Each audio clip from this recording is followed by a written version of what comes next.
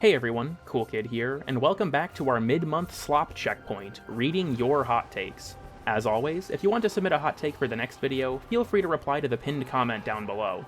Now, I assume you can read, so you might have noticed that we're joined by a special guest host today.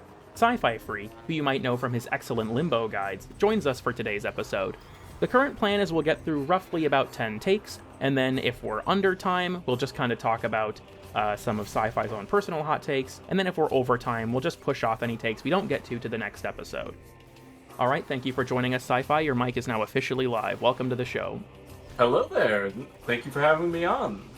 Alright, so I had mentioned before that there is a take I'm going to skip, so we can just, I guess unless there's anything you want to say before we start, we can just kind of get straight into it.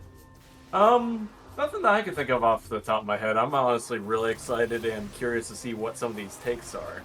Okay, so how this is going to work is that I'll send you a copy, and then I'll just read it out loud for, the audience and for people who aren't, because let's be real, no one's actually watching this video. This is on a second monitor at best. So I'll read it out, and then we can kind of talk about it. So I'll go ahead and send you the first one real quick. Alright, so for our first take of the episode, I'll go ahead and read this out. Hot take. The original form of Railjack gameplay, pre-rework, with a heavy focus on ship management, dedicated roles, and teamwork as a crew, was a great foundation that DE should have leaned into and expanded upon, rather than caving to the demands of the player base and optimizing the fun out of it for the sake of a faster gameplay loop and solo ability.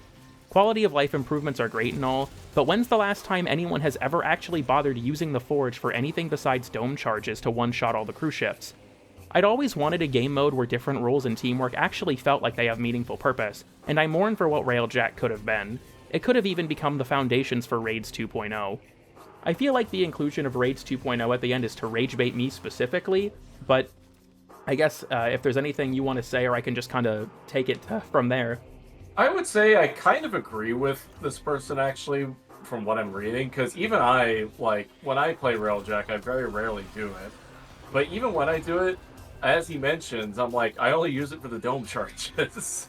Yeah, I think launch Railjack, I guess I don't know if you were around for that either, if you were playing at the time, but... I think I was playing a bit at the time, but I don't think I ever unlocked the Railjack when I did it, because, I played it off and on over the course of multiple months and years before I finally got into it in 2022. Okay. So, I think the earliest I played it was actually 2017, if I remember correctly, on an old laptop. But, I wasn't there when Railjack launched. I never played Railjack when it came out, unfortunately. Okay, because, yeah, I guess I don't know how much you know about it, but even beyond just the ship being larger, there was a much stronger emphasis with working with your team in terms of, especially with, the combat engineering role. I think it's a genuine tragedy how much they have nuked, the combat engineer role off the face of the planet, because previously... there could be multiple hazards of the same type, so you could have 5 fires on your ship. And yeah, if you were solo, that kind of sucked. But if you had a teammate who was dedicated to running around and crafting more Revelite and giving you munitions and all of that kind of stuff, there was a lot of fun there in playing that role. When it first came out, that was how Nitro and I played it. I was typically piloting and he was the engineer who was working the Forge, and that was kind of how we did it. I think that Launch Railjack had a lot of bad ideas, like the avionics board instead of mods, I think was a totally unnecessary reinvention of an existing system. There were some cool ideas like upgrading individual slots and stuff like that, but overall I feel like the shift to the Plexus was probably the better move. But it also took a lot of the...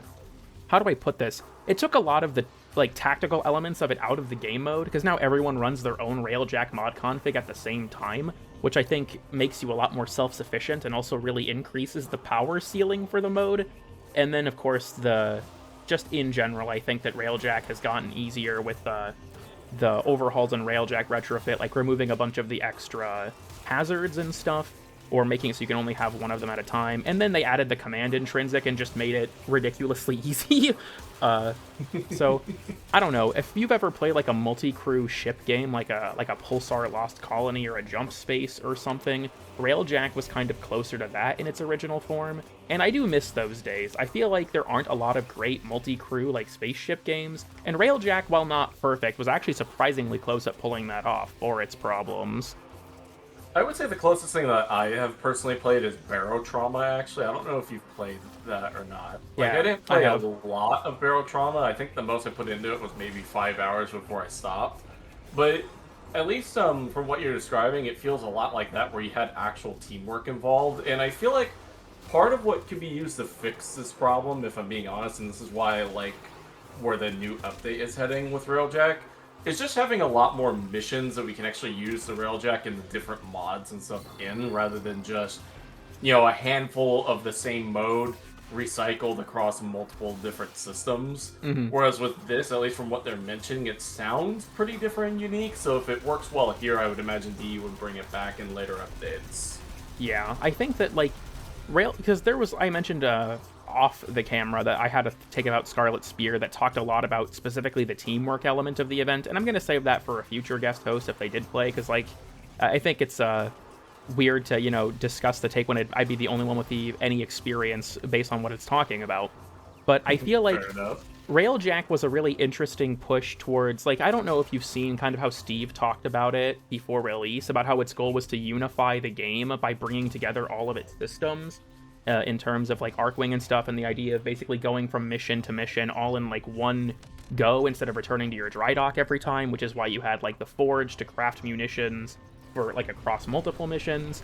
But I feel like Railjack kind of floundered on the release, not just because it was really buggy, but then you also have some things that I think kind of still persist of, like, Railjack I think is a lot of fun if you do all of the objectives at the same time, which might sound weird, but if you're in a Railjack mission, the easiest method is to kill all the fighters, kill all the cruise ships, and then do the objective. But if you are doing it all at once and it's just, like, total chaos with your friends, I think the game mode is actually way more fun that way. It's just, like, the wrong way to play it compared to the efficiency of doing it the other way at times, which I think is kind of unfortunate. That's how I typically play it as well. I like playing where, like, we kind of just do whatever whenever the rare times I do play Railjack with some of my friends. That's how we usually do it. We have one person that's, like, killing all the ships, one person that's, like, dealing with the base. Like, I'm usually the guy that just goes in to blow up the reactor and everything. But I feel like when it comes to Railjack as well, a different problem, because you mentioned this when it comes to the unifying the systems thing. The one thing I do remember seeing from the old, like, material surrounding Railjack when it was being promoted was how you could launch yourself down to the planet's surface. And I feel like, even though that doesn't sound like that'd be important, that would have been awesome as, like, a immersion purpose, where I could just hang out in the Railjack, fly around, and if I wanted to start a mission, I get launched down to the planet. And that was not in the game anymore, which is really unfortunate. Have you seen the TennoCon 2018 demo where they go from the Valis to Venus's orbit? Yep. Like, I have, and I miss that. I want that. Yeah, I mourn the loss of that every day of my goddamn life. The animation for it looked so cool, and also just, like, the sci-fi fantasy of it, I guess, of being able to, like, do that would have been so sick. I get why they didn't do it, because it was probably just, like, players would skip it because it's a giant animation they don't want to wait through, but damn, it was really cool. It is way too cool to not use. Like, I feel like even if people found it less efficient, they would just do it on the sheer awesomeness of how cool it was alone. Yeah, I think, because as well with, sort of in terms of, again, with, like, the teamwork element of it, there's a particular quirk of Railjack that I really like that I don't think anyone uses. You know the intrinsic ability kinesis, where you donate an ability to the tactical menu depending on who you're playing that your teammates can use? Playing around ability kinesis is so much fun, and it's so interesting, but Railjack is way too easy for it to ever be necessary, and I think that kind of sucks. Like, you can even do like, the tactical menu has so many interesting options. You can spectate your teammates to see, like, where you might need to place your support. You can hack turrets if you're close to them. There's a bunch of cool shit you can do with it. Yeah, it's a really interesting system, but Railjack is just not hard enough to require it.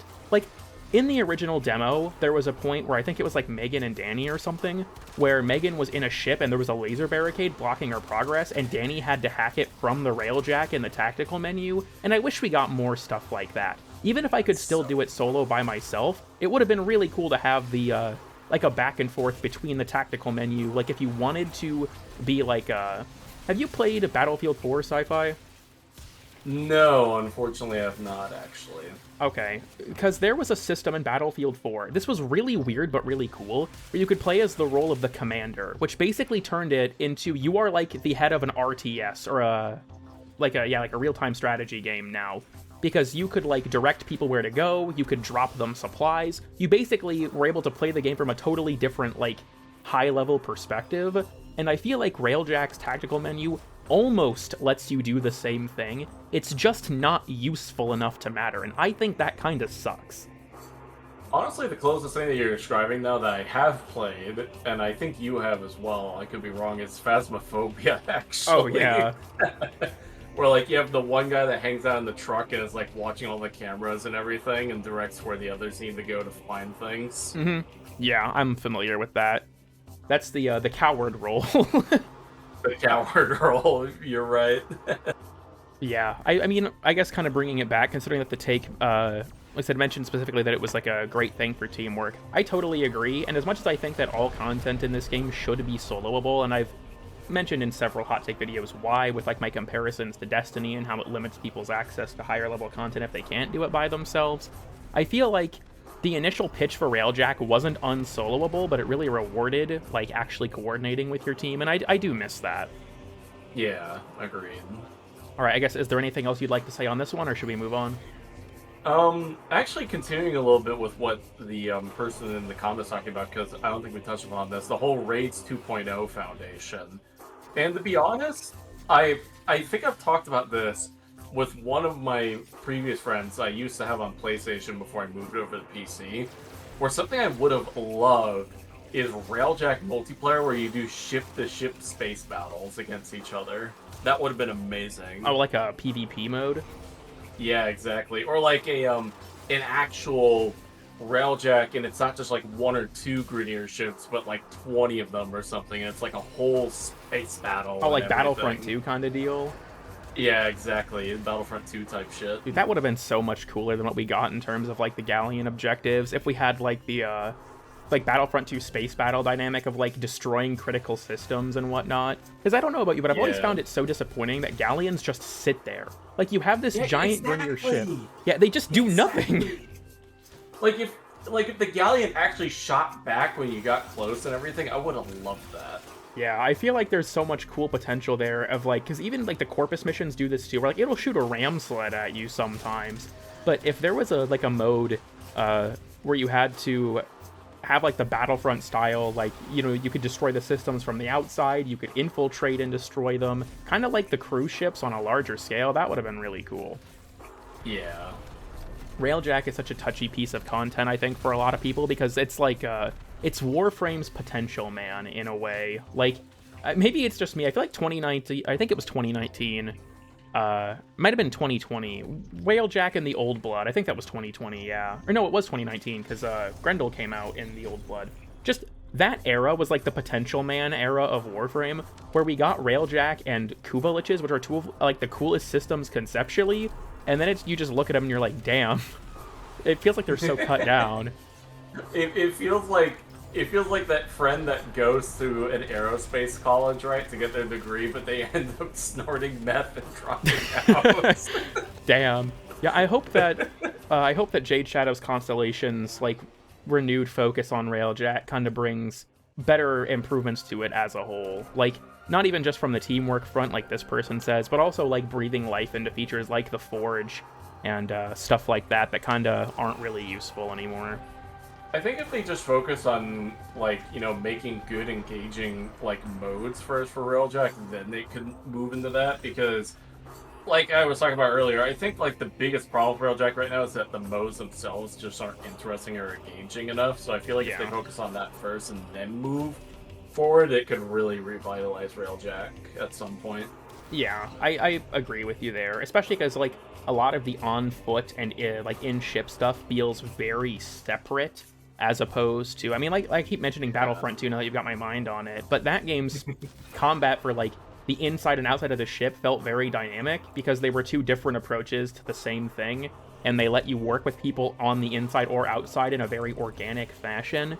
I just fucking love Battlefront 2, I'm just gonna be honest. I played that game all the time when I was a kid, so maybe I'm just being really biased here, but I feel like having like, a lot of the modes don't feel like they were actually designed for Railjack, if that makes sense. It feels like they were designed as, like, their own little contained thing, and then they were inserted into Railjack. Or in the case of Corpus Railjack, they are literally just grounded modes inserted into Railjack. And I feel like it could be cool to have ones that are more taking advantage of the actual dynamic, as opposed to just being these sort of grounded and, like, space-bound sections with no real connective tissue between the two of them.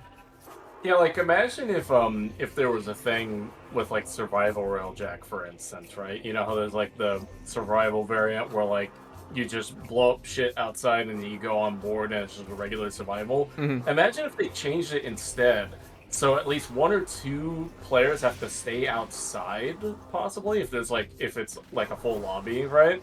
Mm-hmm. And they have to, like, keep the ship alive while dealing with, like, other, like, you know, there's like more and more enemies that come into the survival. Imagine if they added this as like a speed up mechanic, where like there's like gunships or something that are trying to get on board the ship, but if the Railjack blows it up, it not only gets rid of that batch of enemies, but it could also maybe reduce the timer or something. Okay, yeah, I see where you're coming from. That's an interesting idea, as having like the Railjack people on the outside are almost playing like a Railjack defense mission. Yeah.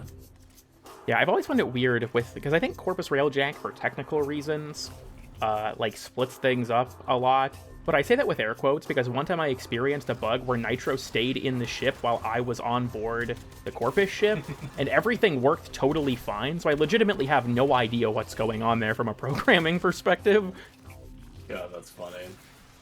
Alright, I guess anything else you want to add, or should we move on?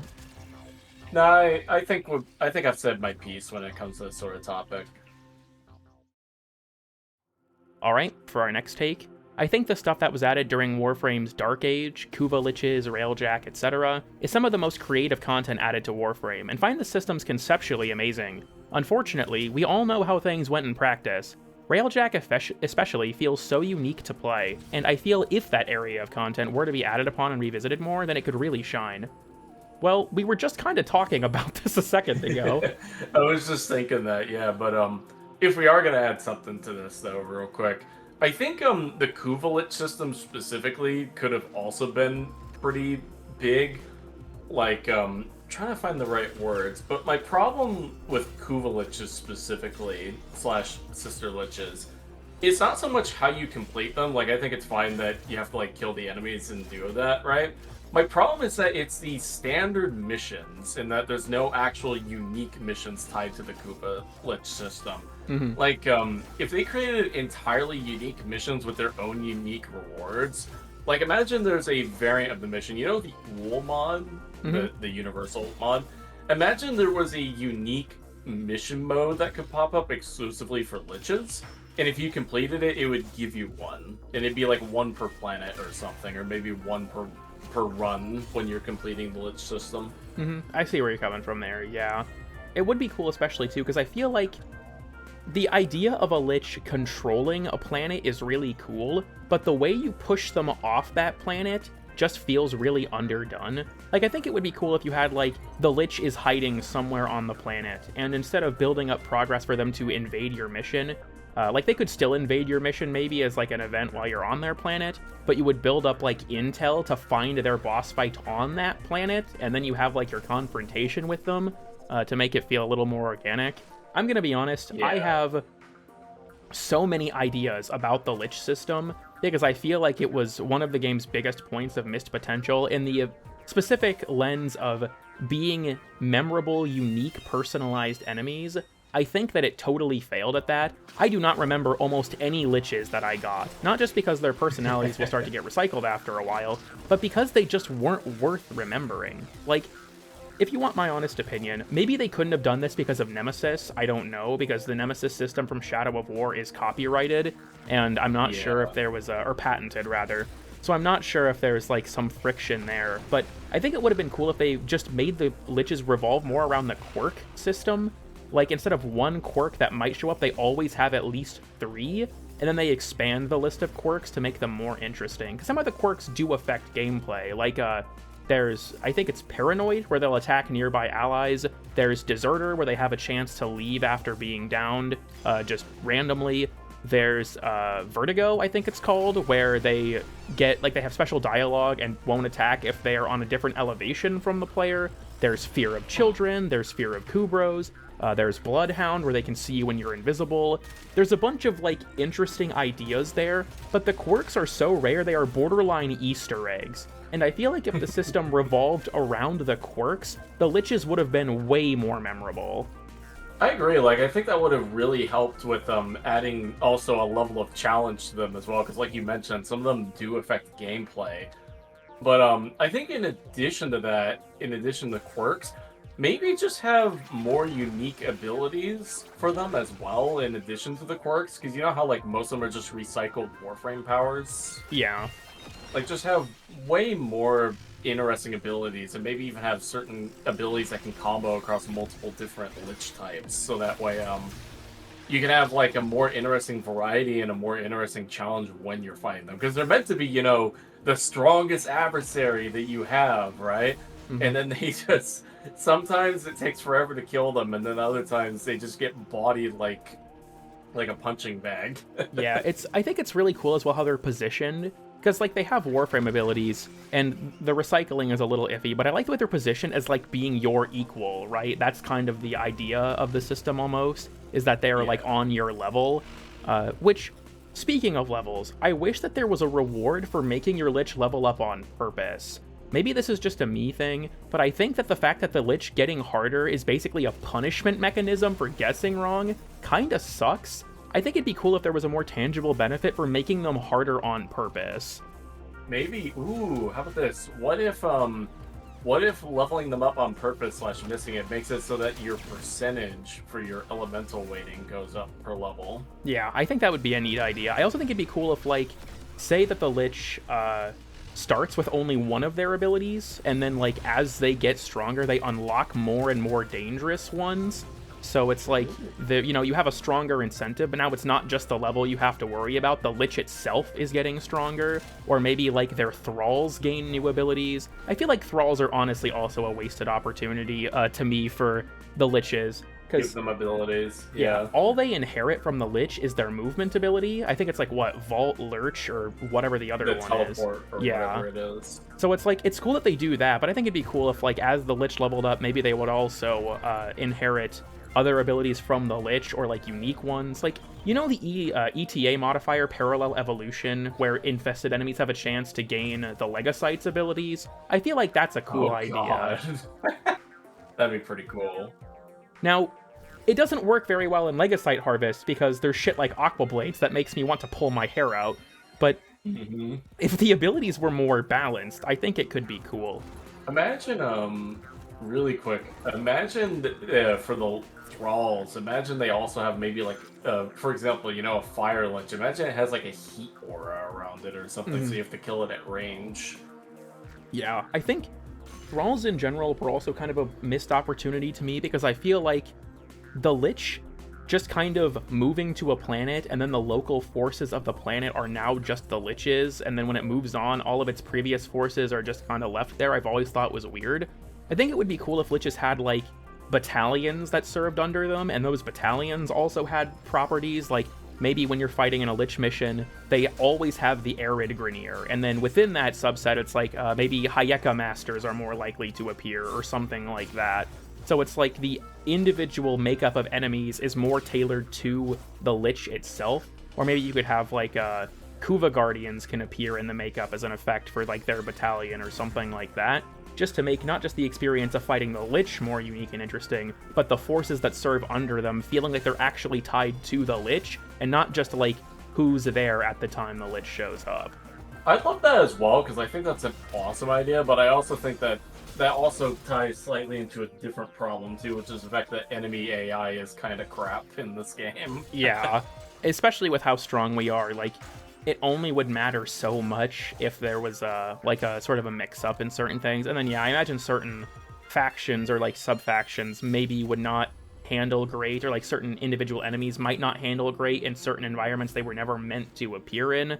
So, you know what, we should just have a new modifier for Liches where all of their enemies are replaced with desert skates, or like Hayekas.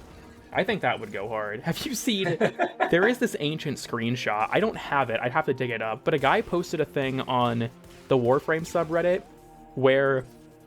God, this was like 10 years ago almost. He loaded into a sortie with the dense fog modifier, and the sortie bugged and only spawned Hayekas. And in his screenshot, you can just see this thick Silent Hill-ass fog, and like 40 Hayekas are in the image. It's so funny. Oh god. I don't know if I can find it for this video, but I need to try and dig it up if I can, because that image lives in my brain rent-free. It was so funny. If you can find that, send that to me as well. I want to see what that shit looks like. Yeah, I'll have to look for it. But yeah, I guess to bring this back to the take, I think I agree with this person overall that, like, a lot of the systems introduced then are conceptually really cool, but feel like they weren't baked all the way. Like, we talked about Railjack pretty extensively earlier, and then all the fan fiction I'm writing about the Lich system not being a chore to play. I will say, though, that I think that a lot of people don't give Rebecca enough credit, because they act like, oh yeah, well, at least Steve really pushed the boundaries. And it's like, Rebecca added Duviri and 1999, and most recently the old piece. Like, I think these are all pretty boundary-pushing ideas as updates. Sure, mechanically, I don't think 1999 and the old piece are, like, as crazy as Railjack and Liches, but, like, Duviri was almost like it's like a spin-off game in the game type of deal. So literally, it's like, yeah. I feel like we have to give her some credit in terms of, like, some people have left takes that, like, she's playing it too safe or what have you. I read a lot of that when I was scrolling through stuff. And I feel like that's kind of unfair to her.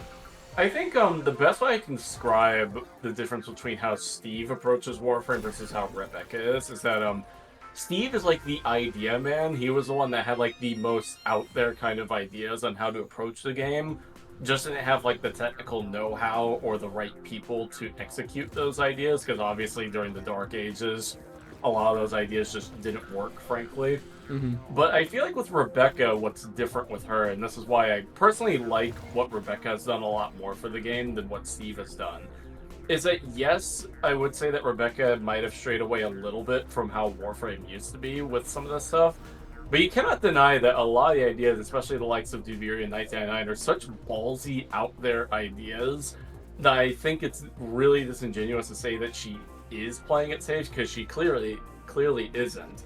Yeah. But I would say that the difference is that Rebecca likes to have her ideas more self-contained in terms of content, mm-hmm. and then has a good development team to polish everything. Because yes, there's obviously some glitches, but overall, I would say most of the glitches that we get when it comes to these updates come more in the terms of, or like in the fact that older stuff tends to break over the newer stuff itself being broken.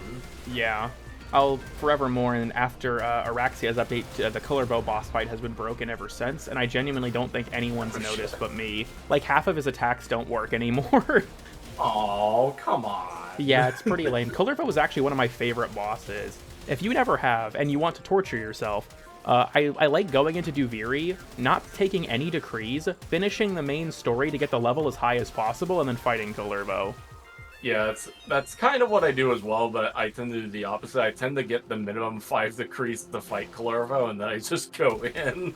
Yeah, that's fair. I think Colorbow was a really fun boss, but a bunch of his attacks are broken currently. His knife throw attack is completely missing. His Wrathful Advance teleport always just goes way past where the player is standing. Several of his hitboxes activate way too early in the animation. It's just a mess. Yeah. Okay, well, do you have any final thoughts on this take, or should we move on? No, I think we're good here. Most of what we talked about in the previous comment kind of gets explained here, and I feel like I've made my peace with this one as well. For our next take, my hot take is Warframe has a very serious problem of, how do I put this nicely? Catering to bad players. I think the game has really started to suffer because of a lot of the more difficult stuff they have added or have tried to add, such as Archimedia or the super bosses, or hell, even the Ensign challenge, have had to be neutered in some capacity so that it's inclusive to everyone. I don't agree with this philosophy, as I think there should be some content that demands a level of skill not everyone can do. One of the biggest examples of this is actually the Ensign challenge. I do not agree with the fact that defeating the super bosses part of that isn't required to be done solo. You have players running around getting carried through it for a cosmetic I feel they didn't earn. if the game continues to try and make sure everyone can do all things, that will seriously hurt it for more experienced or veteran players, even though I understand trying to include everyone from a marketing perspective. Side note, skill-based cosmetics need to make a comeback. I love the inclusion of the accolade glyphs and the Paragon on Aurea, even if I don't agree with Paragon not being locked behind solo super boss kills. Okay, I kind of minced my words on that a little bit, I think. A lot of these comments are written with run-on sentences, and then it gets hard to read them. Yep. But I think this is an interesting one, because on the one hand, I do agree that Warframe should have difficult content, because if you're going to climb the power ladder, you need to feel like that power is getting you somewhere, if that makes sense. But I also feel like this person's mention of certain things being neutered to cater to everyone, like, do we really think Archimedia and the super bosses were neutered to cater to everyone? I don't really feel like they were. Oh, no. Like, even I still haven't beaten the Guilty yet, because it's a little too hard for me, quite frankly. The Guilty is rough. I think that's completely fair. I would personally consider it the hardest boss in the entire game. Probably the hardest single mission in the entire game. But yeah, like, I think that... because this is something Pablo talked about in his raid thread, which I did finally get around to reading, by the way. Where it's like, if you want difficult content in this game that has certain rewards tied to it, you have to start caring about balance, and that would be met with a lot more pushback than the phrase of making difficult content more required. His rationale with that was specifically in regards to raids, but I think you can see that kind of shine through in like the super bosses as well, where, yeah, they are difficult bosses, right? But they also have the benefit that their rewards are purely cosmetic. So if you beat them, it's to flex on people, not because you needed an item that only they could give you. That's a controversial element of the super bosses, honestly. I've seen so many people in like my super boss guide comments and stuff complain that they don't drop enough to be worth doing, but I think they miss the point that the challenge is the fun part of doing the super boss, if that makes sense. Like, I don't feel like...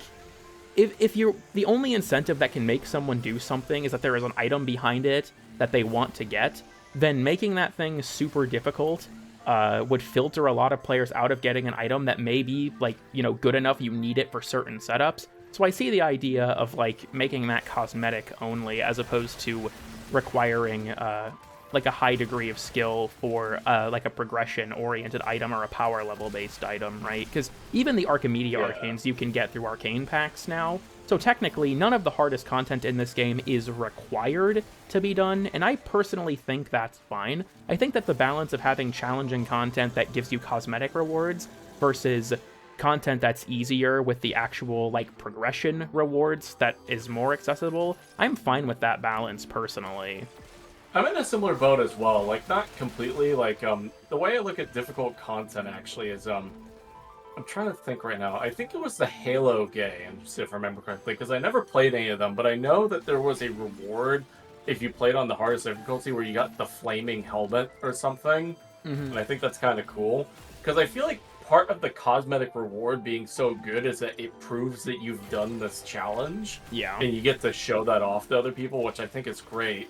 But at the same time, similar to what you talked about, I think there should be not challenging content in the sense of everything should be like Elden Ring levels of difficult by any means, or something like a Souls game. But there should be some interesting rewards behind a challenge, because then it aids in what you're talking about, where you need to have more difficult stuff in order for certain tools to be worth using, like the power to make sense. Yeah. And I feel like part of the problem right now is that there's not really an in-between to that. There's either this thing is too easy or it's too hard at the moment. And I feel like what could fix that, because, like, I think I talked about this earlier, was introduce more challenging content where it introduces environmental hazards, similar to what Archimedia does, but not have it be tied to randomization.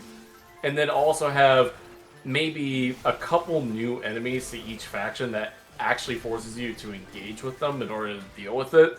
Kind of like how the Necromechs are meant to be, like the Void Rigs for the Murmur faction. Yeah. But not as, like, dumb, because they're pretty...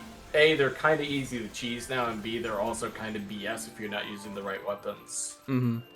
I will say that I really like the mechs conceptually. I feel like the I mean, the Murmur is just a goated faction in general. I could probably count the issues I have with them on one hand compared to, every other faction in the game.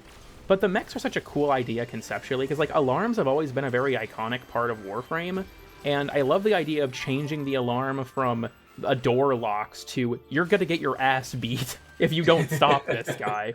I will say, though, that, the attenuation changes did make the mechs kind of a joke, but also, like you said, with, if you don't have the right weapon, or if the mechs just decide that they're going to pull some bullshit, sometimes they will just stare at you and you can't flank them, which is the entire gimmick for killing them. They'll just stare at you no matter what. And it's why can he do that? Because it's the weak points on the back, which is what I always found really annoying. It's actually, funny enough, because you and I both play Helldivers, it's actually the same problem that I have with the Chargers from Helldivers, the ones that rush at you, right? And they're heavily armored on the front. I like them conceptually, but if I'm playing solo, I can never hit behind them, ever. To try and, kill them or anything. Because I feel like the mechs tried doing that by having, what's it called? That rush attack that they can sometimes do, where if you dodge it right, you can get behind them, but then they turn around too fast, where it kind of... what was the point of that if I can't hit behind you still? Yeah, interesting thing about that attack, actually. If the mech rushes you and doesn't hit you and hits a wall, they actually get slowed. Oh, really? Yep, their recovery animation's 3 times as long if they don't hit a player. Okay, I'll keep that in mind. I don't know if that was a launch behavior or not, to be honest, but yeah, when I was doing analyzing the Murmur, I found that out, which was cool. I do agree with you, though. Especially when they're hovering, their top half becomes independent from their bottom half as well. So if you try to flank them, they'll just rotate, and it's this is some bullshit. Yeah, and I feel like that wouldn't be a problem if there were other weak points on it that you could actually hit. Kind of like how with, the Kolervens and how they have the arms that you can shoot off, and you can shoot off both, it blows it up. Not the exact same thing, but maybe something similar to it, where there's another weak point when it's facing you that maybe doesn't do as much damage, but you can still kill it. Yeah, it could be cool too if maybe they had a headshot hitbox, so you have that weak point, but it's super small compared to the back spot that's easier to hit. Yeah, I think the mechs are a cool enemy in terms of their concept, and it would be cool to have enemies like them that are more interactive in terms of you can blow their arms off individually and stuff, kind of like a Helldivers enemy actually, but the bot enemies, which have a ton of interactivity. Yeah. I guess I don't know how much you know or even take advantage of this stuff, but you can blow off the Heavy Devastator's machine gun arm to get rid of their weapon. You can blow up the backpack off of a Rocket Devastator to stop them from using their rockets. You can blow off both arms individually.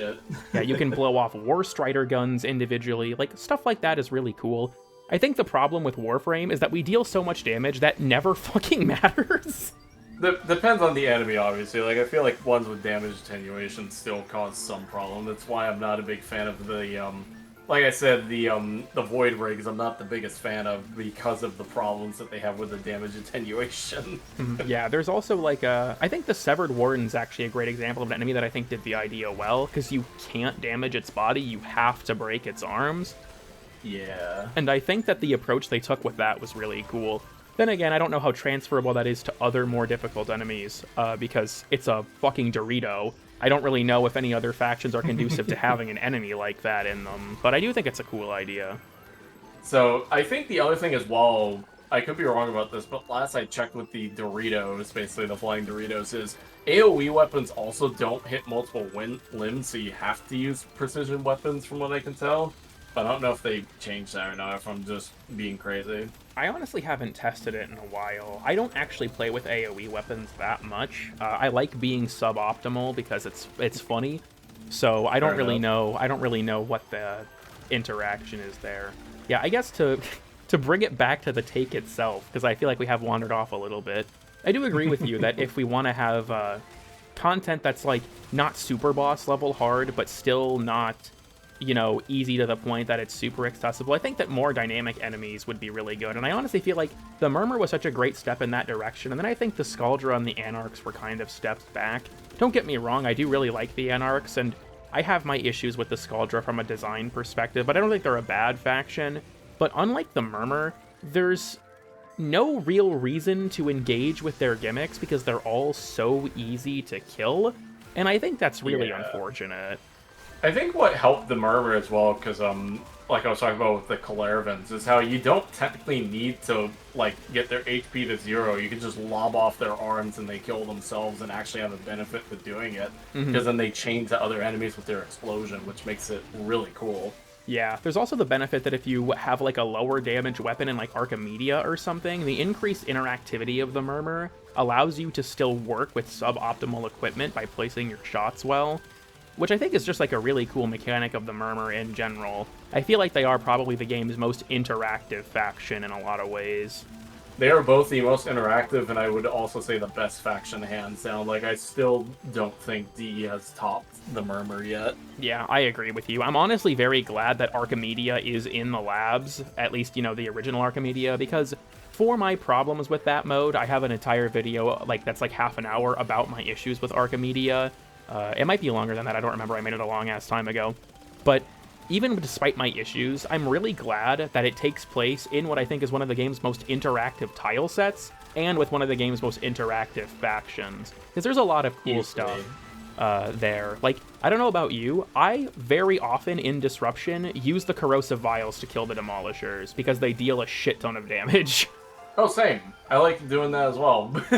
Yeah, I really like that. So I think that, like, with this person's take, I think that it's fair to want more challenging content that does kind of require more investment from the player, but I also feel like numbers-based balancing in this game can't really do that anymore. Like, you look at, like, level cap, even. Just increasing enemy stats doesn't... It's not enough, right? I feel like having, like, changing it on the enemy design level is probably the approach, like we've kind of been talking about. But I think then there comes the problem of, we both know there would be people who would fucking hate that because they don't want to engage with the enemies.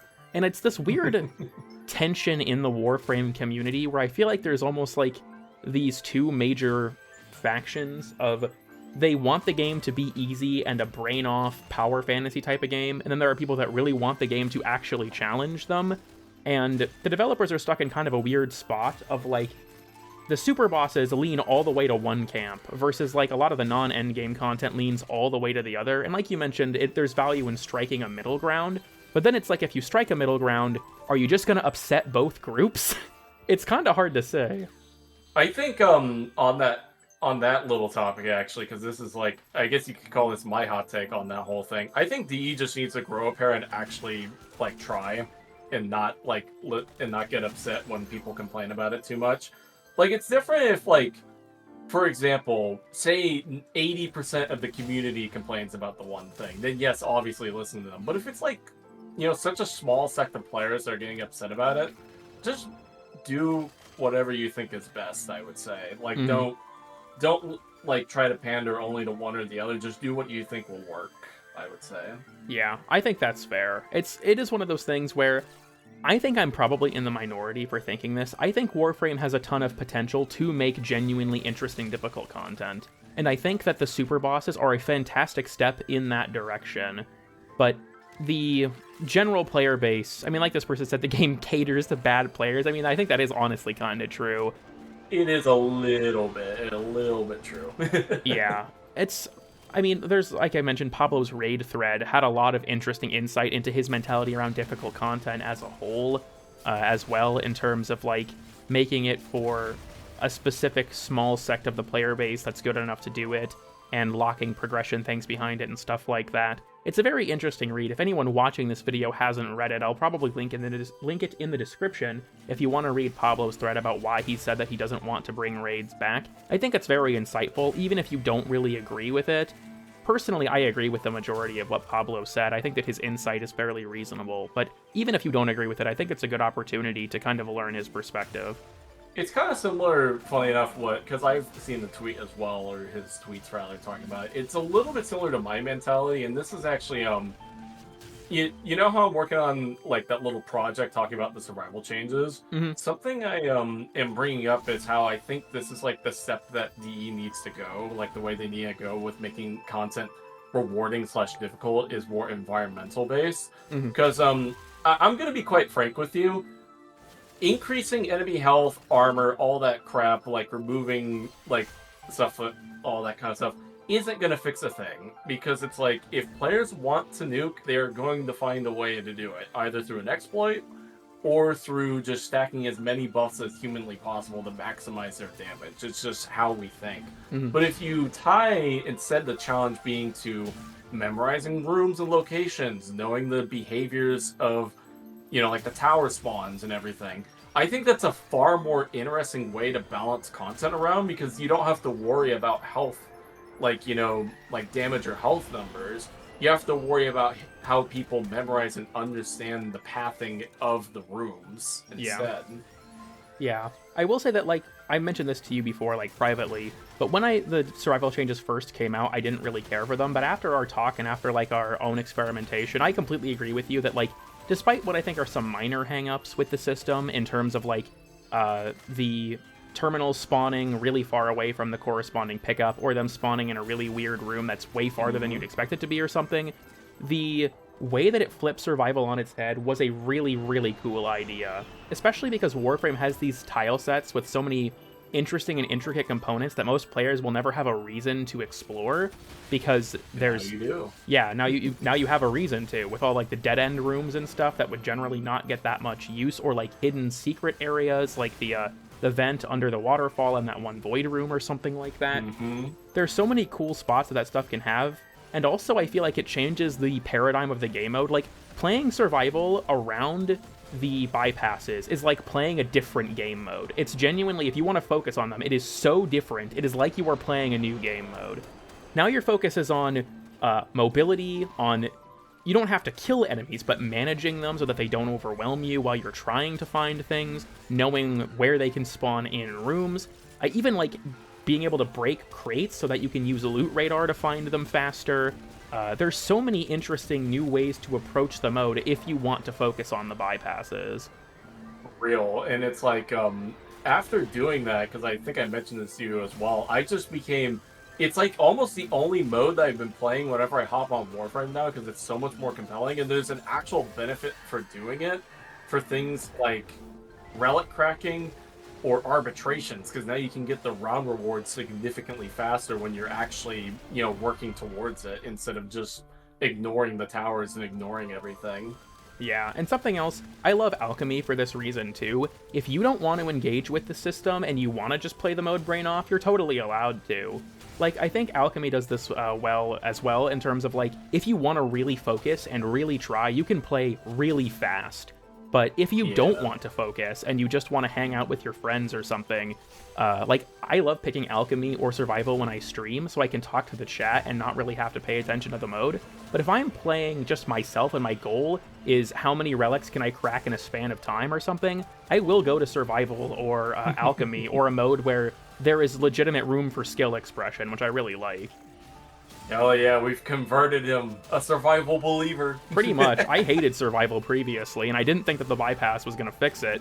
But at this point, I'm convinced that, yeah, they worked a miracle to make survival a much better mode. Real quick, I want to mention one last thing. This is, like, just a minor point of this take. Oh, again, I feel like we've been kind of all over the place with this one, so I'm sorry to this person if I feel like we're not really responding to it. I don't agree with the Paragon not being locked behind solo super boss heals. I actually completely agree with that. I feel like the idea behind the chess piece of it being this merit-based thing, so many of the challenges are cheesable that if someone has the title, I don't even think it's impressive. Yeah. Because, like, you can cheese the Coda stage dodging. The Archimedia one, I think, is especially egregious because none of the personal modifiers or random loadouts have to be respected. You don't have to do a full point run. You can just play the mode with whatever you want. I think that was a stupid decision if you wanted to make it difficult. The super bosses, you can just leech off of someone who's stronger than you. I don't know. Like, it was fun doing the challenges, and I tried to do them all, like, legitimately, which I say with air quotes, right? Technically, the only legitimate completion is what the game lets you do. So it's not an illegitimate completion to do it another way. But I feel like having, like, a merit-based cosmetic like this that you're able to cheese kind of takes away the merit of having it. Because, like, I honestly think that when it comes to titles, there aren't that many that I think are, like, legitimately impressive. Obviously, I think all the super boss ones, what's it, Fragmented, The Mechanic, The Void Called to Me, and Savior of Parida, I think all those are genuinely impressive to have. But when you see someone with, like Paragon, it's like, now did you get that in, like, the way where it's actually hard? Or Did you get that, by having people carry you through it? It kind of sucks that you don't really know. Yeah. Imagine there's like a lesser version of it where it could be the Paragon Weasel Honora or something, where it's like, I get a super boss skill while in a squad or something. Honestly, it could be funny to have like diverging paths for that. That would be funny. It reminds me of, I don't think you've ever played the game Realm of the Mad God, but they had a thing where if players got into a certain piece of content early, there is a huge clusterfuck around how this even happened, but there was a certain piece of content you could get into early, and I believe that if you got items from that content, they changed it to something called cheater armor, that looked like a jail uniform. I think something like that could be funny too, of having like a joke version if you didn't do it the right way. Again, people are gonna cheese or optimize the fun out of everything in this game. That's just kind of how it works. But I think it could be funny to have a tongue-in-cheek almost punishment for doing it. Makes me think of the Metal Gear games, specifically Metal Gear Solid 5, where if you died too many times, you had the option to wear the chicken hat. I respect that, honestly. I respect that. Alright, for our next take, fortunately this is a short one. Movement tech, how fast you can travel through a mission, is the only skill expression this game has. I do think that movement is actually a huge part of this game's skill expression, but do we want to say only? I feel like that's kind of a stretch. I was gonna say Limbo exists. I think Lavos' kit has a ton of skill expression in terms of how you use his tools. I think that a lot of Warframe's skill ceiling is a knowledge ceiling, really, in terms of how much do you know about how the game works and how you put things together. And I think that movement is a very big component of in-mission skill expression, but I still feel like there are Warframes that have kits that there's more to it than that, like Lavos or Limbo, or probably others that I'm not thinking of because I'm stupid. There are definitely frames that I think break that mold. I think when it comes to Warframe, and this is kind of similar to the whole difficulty/skill thing, is because I commented this question. Do you know the content creator Unified Codex by chance? Heard of them, but I don't know if I've actually watched any of their videos. Yeah, he and I we're friends, not best friends necessarily, but I like hanging out with him, talking with him. And damn, he made that's a video brutal. talking about. He's a good friend. He's a good friend, but also quote unquote shout out over there, but when it comes to content, he was talking about difficulty in one of his videos. Something that I brought up, I wasn't in his video, but it was in his comment section, and this is how I like to look at difficulty/skill in a game is, Warframe at the beginning is hard. The only reason it gets a lot easier is because you know how everything works at that point. Mm-hmm. And then skill becomes a matter of not only knowing how to use different frames and how they work and everything, but also just what tools can be used to abuse those mechanics. Yeah. Sorry, I ran out of breath. No, you're fine. Yeah, I do agree that I think a lot of the game's skill is really more of how much do you know and how much can you apply that knowledge. When I did the beating Warframe in one day stream, literally speed running the game and not even leveling up most of my mods. Did you see those streams? I watched a little bit of it, yeah. Do you want to guess the one thing that got me stuck because I genuinely could not overpower it? Oh no, what was it? Sargus Rock. What? Because melees are so powerful in the early game because of stance modifiers, I had not invested into my gun at all. Oh no. So when I got to him, I was like, oh shit, I can't fight this guy. He was the one time in the run I actually had to leave a mission and change my setup because I hadn't invested into my primary mods literally at all. That's actually crazy. Endo is a very scarce resource early on, honestly, especially because one of the junction requirements, at least at the time, was to rank up redirection to rank 5, so I had to ration it to do that specifically. Jesus Christ. Oh my god, now you just gave me a flashback. I remember the early days when I first started playing this game, trying to get certain mods. Specifically, what was it? Brief Respite? Or not Brief Respite, what's it called? Quick Thinking! That's the one I'm thinking of. The one that converts energy to health on death, right? I think I spent, when I learned it existed and I wanted to try it out, I think I spent a good 10 hours trying to farm that damn mod. That's rough. I remember when I first started playing in it was when I got onto the game on PC in early 2016, Rage. The main way to get Rage was through Void crates. And that was pre, like, Zaku. You had to go break those bitches yourself. That took me a long time, because I had just gotten... I think it was Nidus. Yeah, Nidus had just come out, so it would have been, like, at the very end of 2016. And I was like, oh, Rage must be really good on this guy. Like, it's good on Inaros, but I didn't really like playing him that much. So I went to try and go get Rage. Stands. Yeah, and I was like, this mod will not drop. It's the same with, like, Adaptation. I told myself, like, way back when it was new, I was going to enter an arbitration and not leave until I got it. This was back when arbitration rewards were every 2 rotations. It took me 40 rounds of interception. Oh my god. It was 3.5 hours. What the fuck, man? Yeah. Why would you do that to yourself? Honestly, I just committed to the bit. I just wanted to see how long it would take if I just kept going. Wow.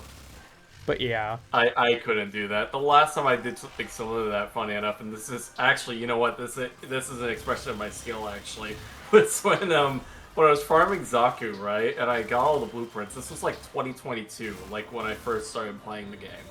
And I unlocked and leveled up that mission, you know, the one from, what's it called? The Orb Mother, the one where it has the material that drops from it. Mm-hmm. And what you do is you go into the base and you kill like the 3 operatives, you leave, and there's like the 2 ombuluses that like guard the key or whatever. Yeah. I couldn't figure out how to do it because at this time I had only a couple of frames, like Volt and I think Titania, but I didn't know Titania was good at the time, so I didn't use her. So, and the frame that I ended up settling on, because it could actually kill them, was fucking Octavia. You cucked out to the meta, Sci-Fi. My goat is washed. I did. My goat is washed.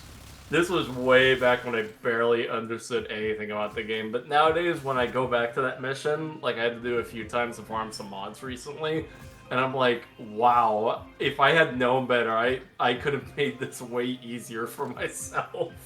Yeah, I was in a similar boat when I first did Profit Taker, where I just could not figure it out for the longest time. For real. I still don't. You know, that's fair. I also, like, as I'm looking at this take, I also want to say, this person, when they say movement tech, they specify how fast you can travel through a mission. I feel like the speed at which you can travel through a mission, honestly, is not really a good baseline for skill expression, because you have frames like Titania and Volt that can do it extremely easily.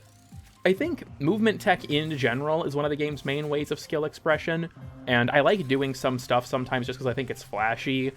Like, I remember there's a clip in the Vanguard video where I jump over, I think it's I jump over one of Volt's, like, electric things and then roll as well to dodge a fireball that's coming. And, like, I think stuff like that is, like, a cool, fun way to engage with the game's movement. But I feel like how fast you can travel through a mission is kind of a bad baseline, because there are so many frames that can do it. Yeah, there are so many frames that can do it without having to try at all. Next up, hot take, Nerfs are the vegetables of live service games, and while they can sometimes be overcooked and under-seasoned, that does not change the fact that they're needed for a game to remain healthy. I think once the devs and players get too scared of nerfing things because it might make vocal players upset, it can start a slippery slope of being unable to properly fix and balance the game that ultimately leads to a worse player experience. And with Warframe getting bigger and bigger recently, it needs to be something the devs show willingness to do in the face of a larger crowd of people, with zero design sense, screaming death threats and refunds over like a 10% loss in damage. I have ranted about this a lot on stream, actually, because of the Catch Moon nerf. I don't know if you would be familiar with the drama surrounding that, Sci-Fi, because that was with Fortuna in, like, 2018, but...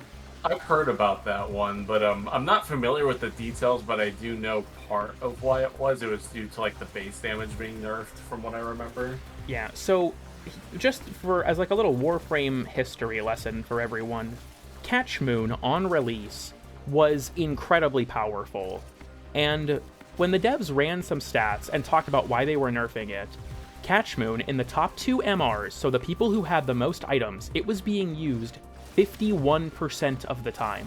Catch Moon alone was being used more than every other secondary combined. So, go figure they nerfed it, and I think the nerf was that they gave it really aggressive damage fall off. I believe that was their solution. Okay, that's what I'm thinking of then. if that's the case. Yeah, but there was still a very vocal amount of people at the time that were like, they should have just buffed other secondaries. And it's like, brother, do you hear yourself? I think sometimes people do, like, the never nerf crowd, I honestly think, is a terrible mentality, because not only is it, like, it's bad for the game in the long term, but they also get really, really pissy if the developers don't listen to them. Like, yeah. I mean, we both talked about Helldivers in this video already. Helldivers is a game that has a very different relationship with this type of thing, and I know that just me mentioning it in this video at all is going to get people in my comments arguing with me about it when it's not really the point. But I bring it up because I feel like the developers have also found themselves in a situation where nerfing things has become borderline impossible without getting a huge amount of pushback, even if a nerf ends up being justified, or like a certain enemy gets buffed in a way that's justified. It's generally not very popular, and I mean, Warframe's the same way. I think that it's not to the same extent, and obviously there are some nerfs that never should have happened the way they did, like when they halved the base range of Neja's 4 augment. That was they gutted that thing. That was an interesting situation when that happened. Or like, I don't know if you remember this, when Veilbreaker released, total knee-jerk nerf, all battery weapons had their ammo regen reduced because of the AoE I remember nerfs. that, yeah. They reverted that pretty quickly and admitted it was a knee-jerk response, but things like that I think are bad, right? But then there are things like Catch Moon getting nerfed, or maybe this is the real hot take of this video, I think Dante getting nerfed was justified. The way they did it was bad, but nerfing him conceptually I think made sense. And there are situations like that where I think that, like, the player base hates having their power taken from them so much that even if it's probably better for the game in the long run to nerf something, oftentimes I don't think the developers will. I mean, you look at melee influence, right? It's been in the game for long enough, I don't think it's ever getting nerfed. And I think you can make an argument that it's bad for the game because it's so centralizing for many players. I still think that you should just not use it if it's hurting your build variety, but I get why some people think that, like, they feel like they have to use it. I've talked about this a few times when it comes to melee influence, actually, specifically, is I feel like the problem with melee influence as it currently is not so much that it exists, it's the fact it's so incredibly easy to proc and use that it becomes borderline mandatory to use.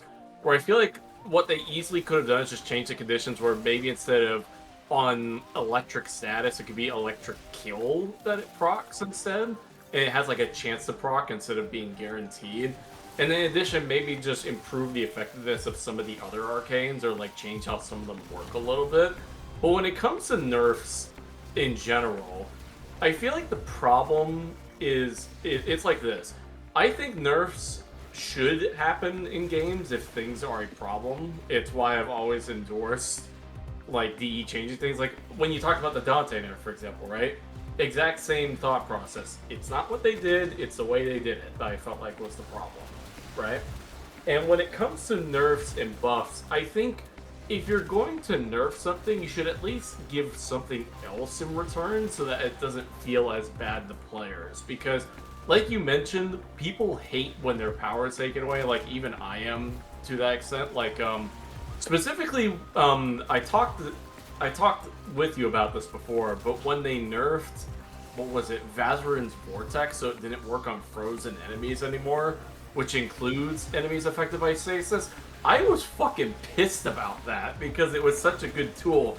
And then in addition, because of the way they nerfed it, because they said it was only meant to be for Vazarin Vortex, it removed it for so many other grouping tools too, and it still hasn't been fixed, which annoys me so much. But a little off topic with that, but when it comes to that kind of stuff, it always should be, you need to remove something, but you also need to give something back, otherwise people are just going to be really unbelievably upset. Which in addition, DE in general just shouldn't really be listening to people getting upset about it. It's why when the whole Dante situation happened, I think they took the wrong lesson from it, which was, you know, try not to piss off the players. But at the same time, I also feel like you do need to give at least a little bit of something so it doesn't just feel terrible. You know what I mean? Yeah, I think Dante was an especially interesting case because I feel like overall DE made a lot of improvements in terms of like making the nerf feel more focused in terms of like what it was actually trying to accomplish. Because there were certain parts of Dante's original nerf that just made no sense. Like, removing the status damage increase from page flight because it was technically not intended, I think was really unnecessary, and I'm glad that they kind of implemented those things back in. But I think that being a game dev in general, obviously I'm speaking from absolutely no experience, we are LARPing on this broadcast. Being a game developer, you have to try and strike a balance between listening to the genuine parts of feedback and ignoring the parts that are just people bitching. And honestly, I don't know if I could do it. If I worked on this game, I would either delete all my social media accounts or kill myself. Because I don't know how I would handle the constant nonsense.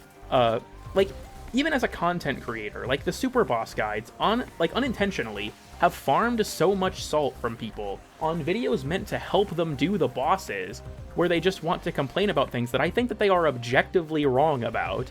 Like, there was one person who left a very lengthy comment thread about how the super bosses suck because you can't use your abilities and you have to abuse shield gating, and you have to use, like, meta weapons and all this stuff. And it's like, you're just wrong. You're just incorrect about this.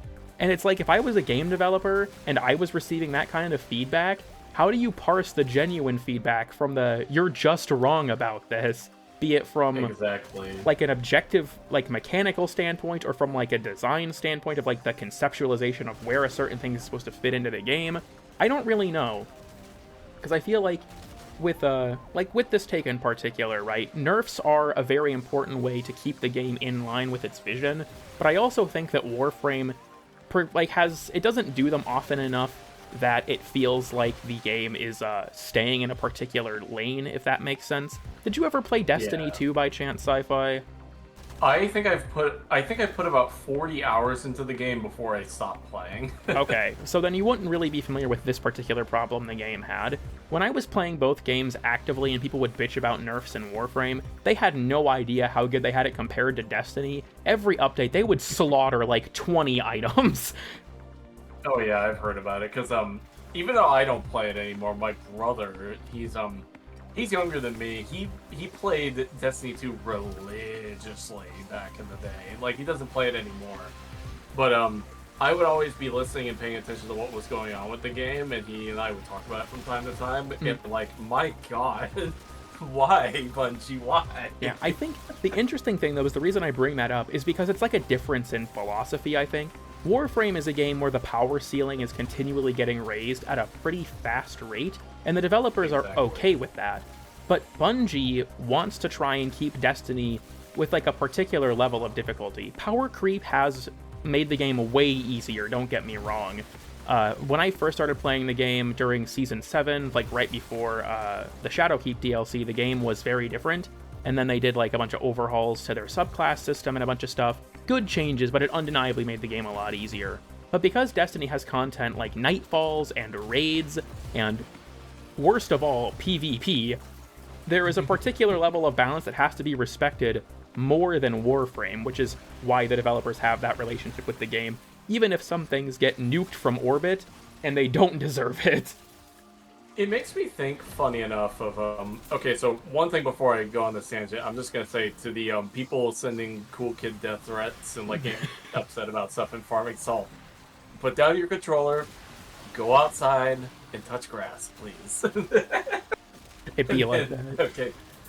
And then back to it. But, I think, because you were mentioning that, I think the way, Elden Ring actually handles that is pretty cool, where, question, CoolKid, have you played Elden Ring? No. I don't know if you have. It's been a recurring joke with several of my friends that I'll get to it eventually, but I still haven't. It's pretty good, but the way Elden Ring handles that, because like PvP and PvE are obviously very different. So what they did, because it wasn't like this on release, but they added this post-release, is that they made it so that the damage scaling and the way buffs work in multiplayer scale different from how they do in PvE. So for example, there's a tier, for example, there's like a magic, I think it's called the magic crack tier, I believe, for the special flasks you use. Gives you a 22% magic damage buff, right?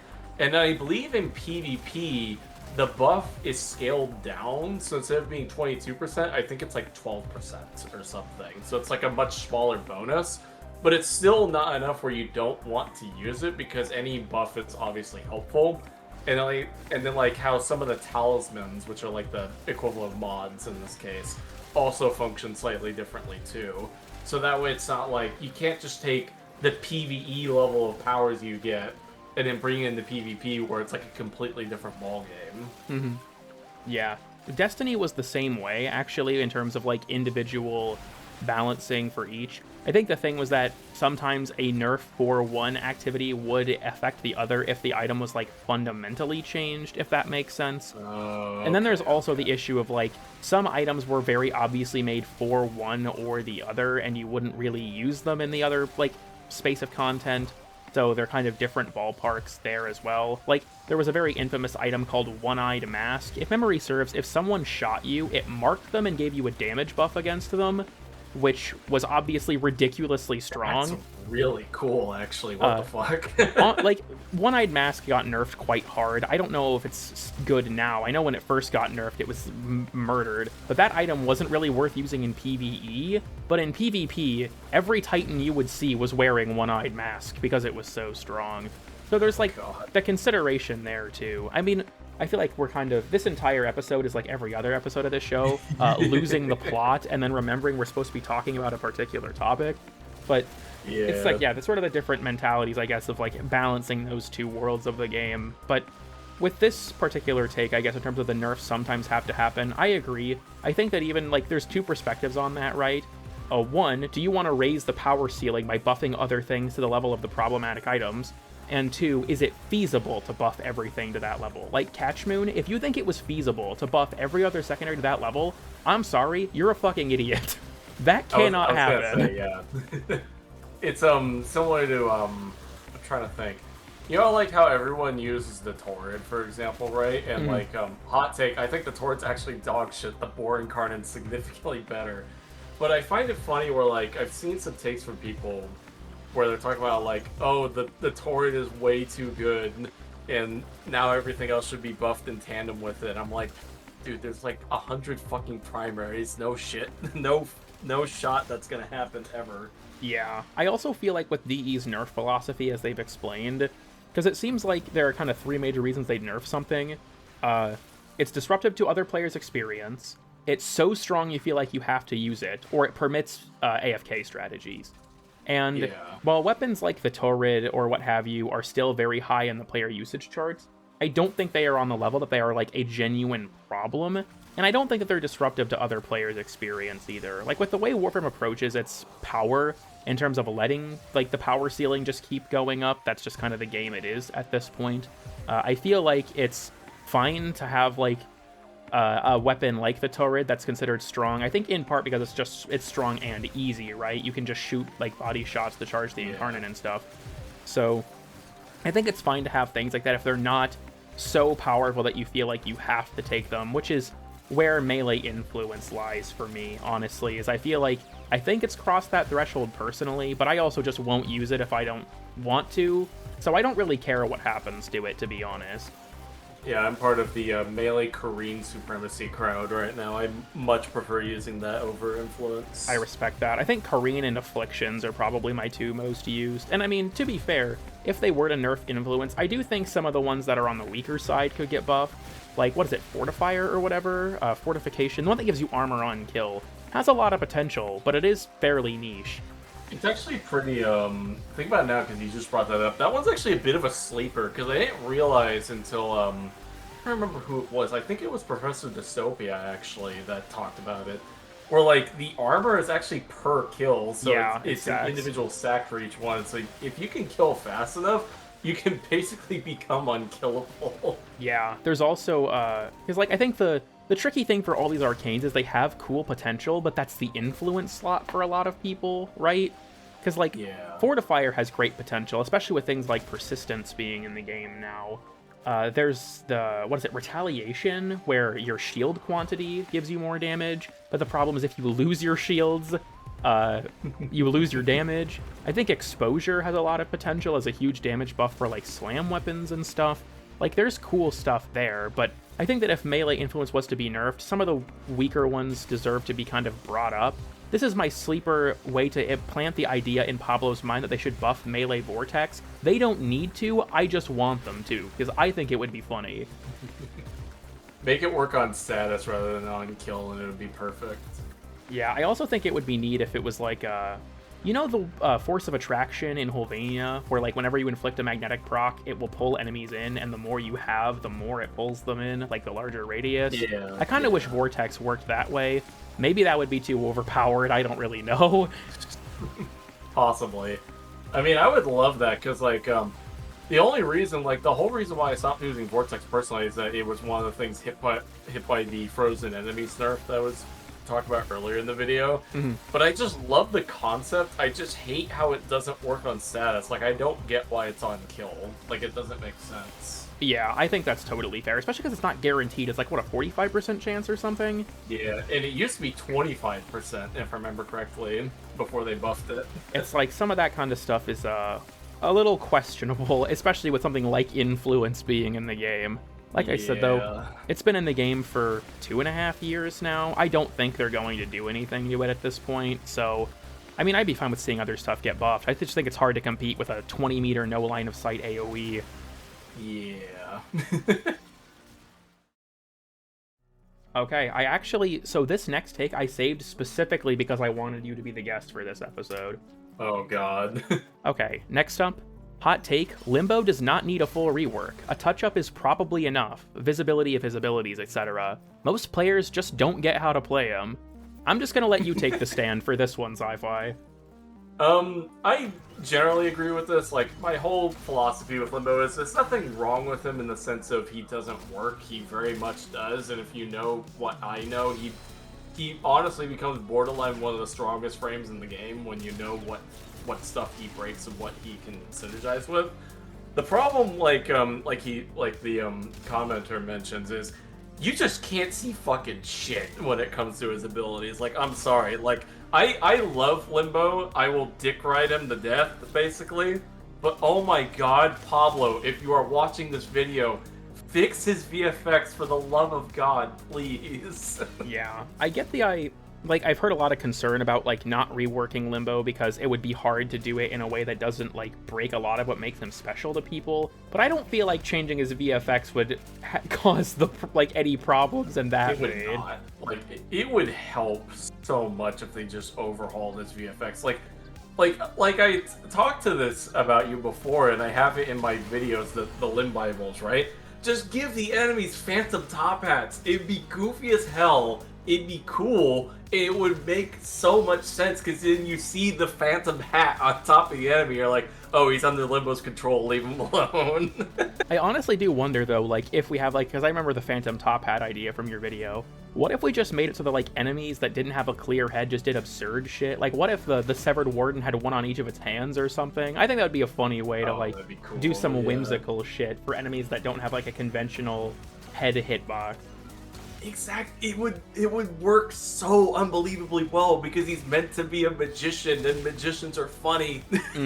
Yeah, Limbo has a very whimsical character to him, and like a lot of his animations and stuff. I feel like I don't think it would be like immersion breaking to include that in his kit. I'm not a Limbo expert. Aside from your videos, I don't play him super often, so I don't really feel like I'm the authority on this subject. But I feel like he is a whimsical fellow.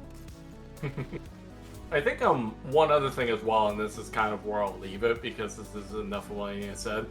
I think another thing as well that I would like is maybe a rework to his augments, because I kind of feel like Rift Torrent specifically could get moved to the base kit, maybe decrease the damage buff that it is because now it's part of the kit rather than an augment. Make his one Rift Haven a passive augment and like lower the HP regen, and maybe even just move into the base kit, because like here's another one that I would like.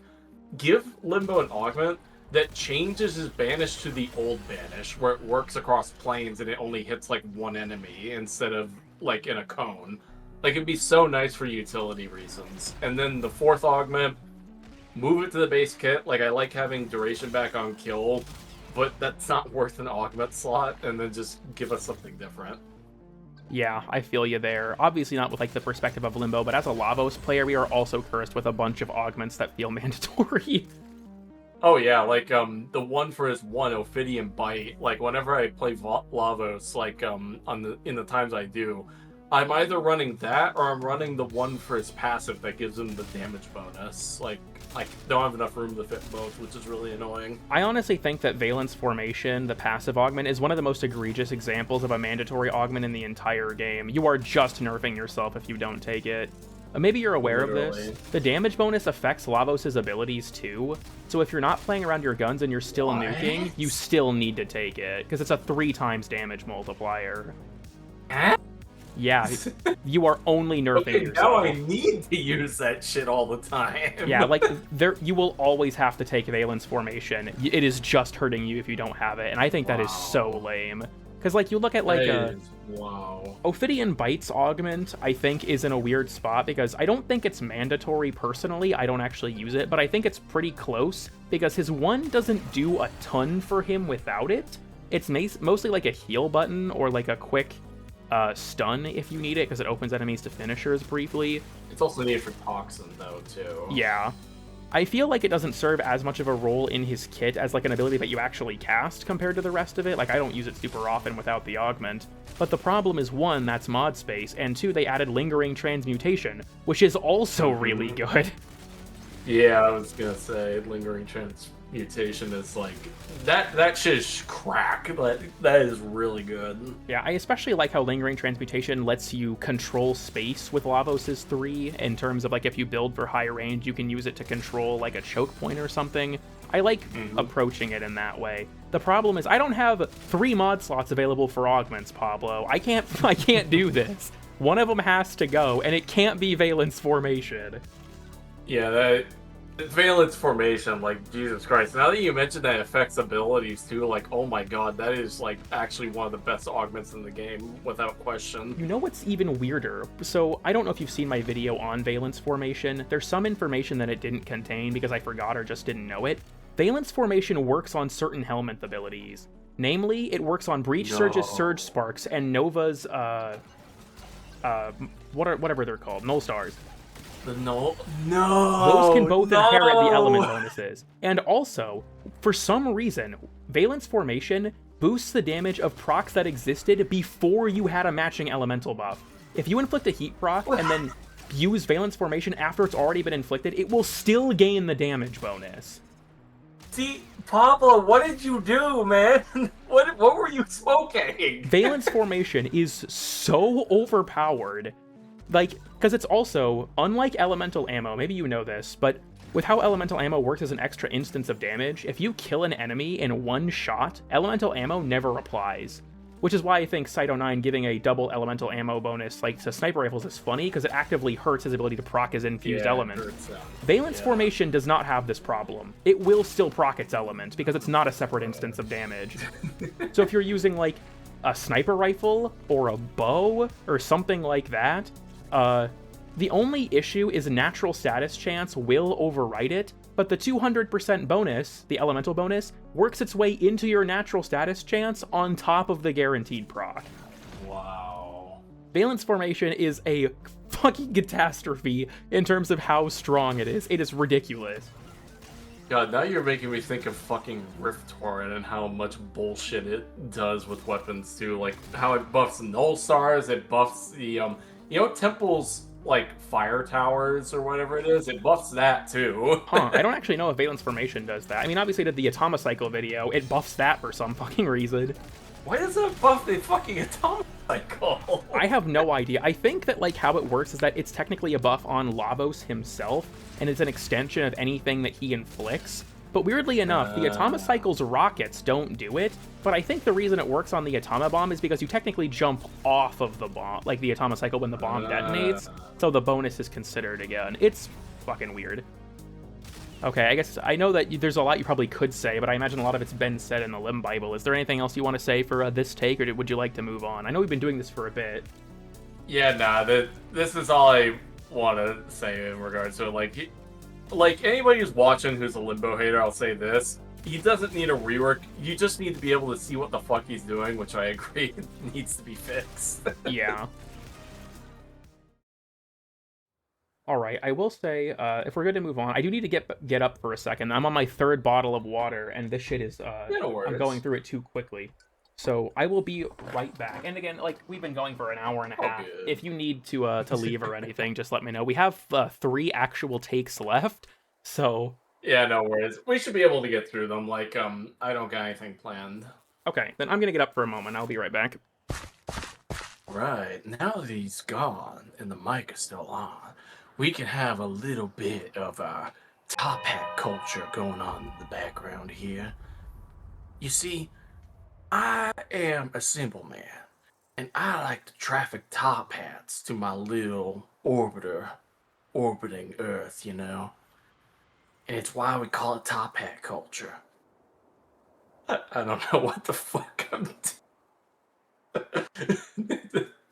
CoolKid will be able to get good content out of this when he goes through and hears this shit. All right. Next up, this is probably a skill issue on my end, but I'll say it regardless. Mirror defense and stage defense in EDA and ETA respectively should be removed. Having to babysit a stationary objective while getting shredded yourself is incredibly frustrating when you don't have a frame with CC, and considering the random loadouts, you'll probably not have a CC frame. I say this from a solo player perspective, which I know just makes things harder for myself, but my point stands. I mostly hate stage defense, especially with the modifier that makes flares suck your energy and cancel abilities if you're near, because it makes it impossible to tank for the objective, so flare gets deleted if you're not killing everything the nanosecond it spawns, or nuking the whole map. I'll admit the mirror defense isn't as bad, because at least you can kill the necromechs and collect the glyphs to make things easier. Basically, stage defense sucks and makes me not want to do ETA whenever I see it. Thank God someone fucking said it, actually. Yeah, Jesus Christ. I actually completely agree. I also often solo Archimedia, but I genuinely think that defense modes do not work at that high of a level in their current form. I just don't. They really don't. Like, especially like what he's mentioning, because it's like ETA and ETA, right? And it's randomized loadouts kind of shit. So you're not guaranteed to have any way to protect the targets either, which makes it even more bullshit. Yeah, like in randomness' difficulty, when I made the suggestion that you should get 1 Warframe of each role, except for stealth, like the like crowd control damage, tank, and support, a big part of why I suggested that was specifically how problematic this game mode is on the rotation. Because if you don't have a way to deal with it, it's such a chore, especially with certain enemies. Like, I have several stream clips of Flare dying in under a second from full health, and I don't even know what killed them. Jesus Christ. There are also enemies like the Anatomizers in the labs. If one of them dies on the objective, it's curtains. That thing is probably dead, because they drop grenades on death. Yeah, it's like, what is it?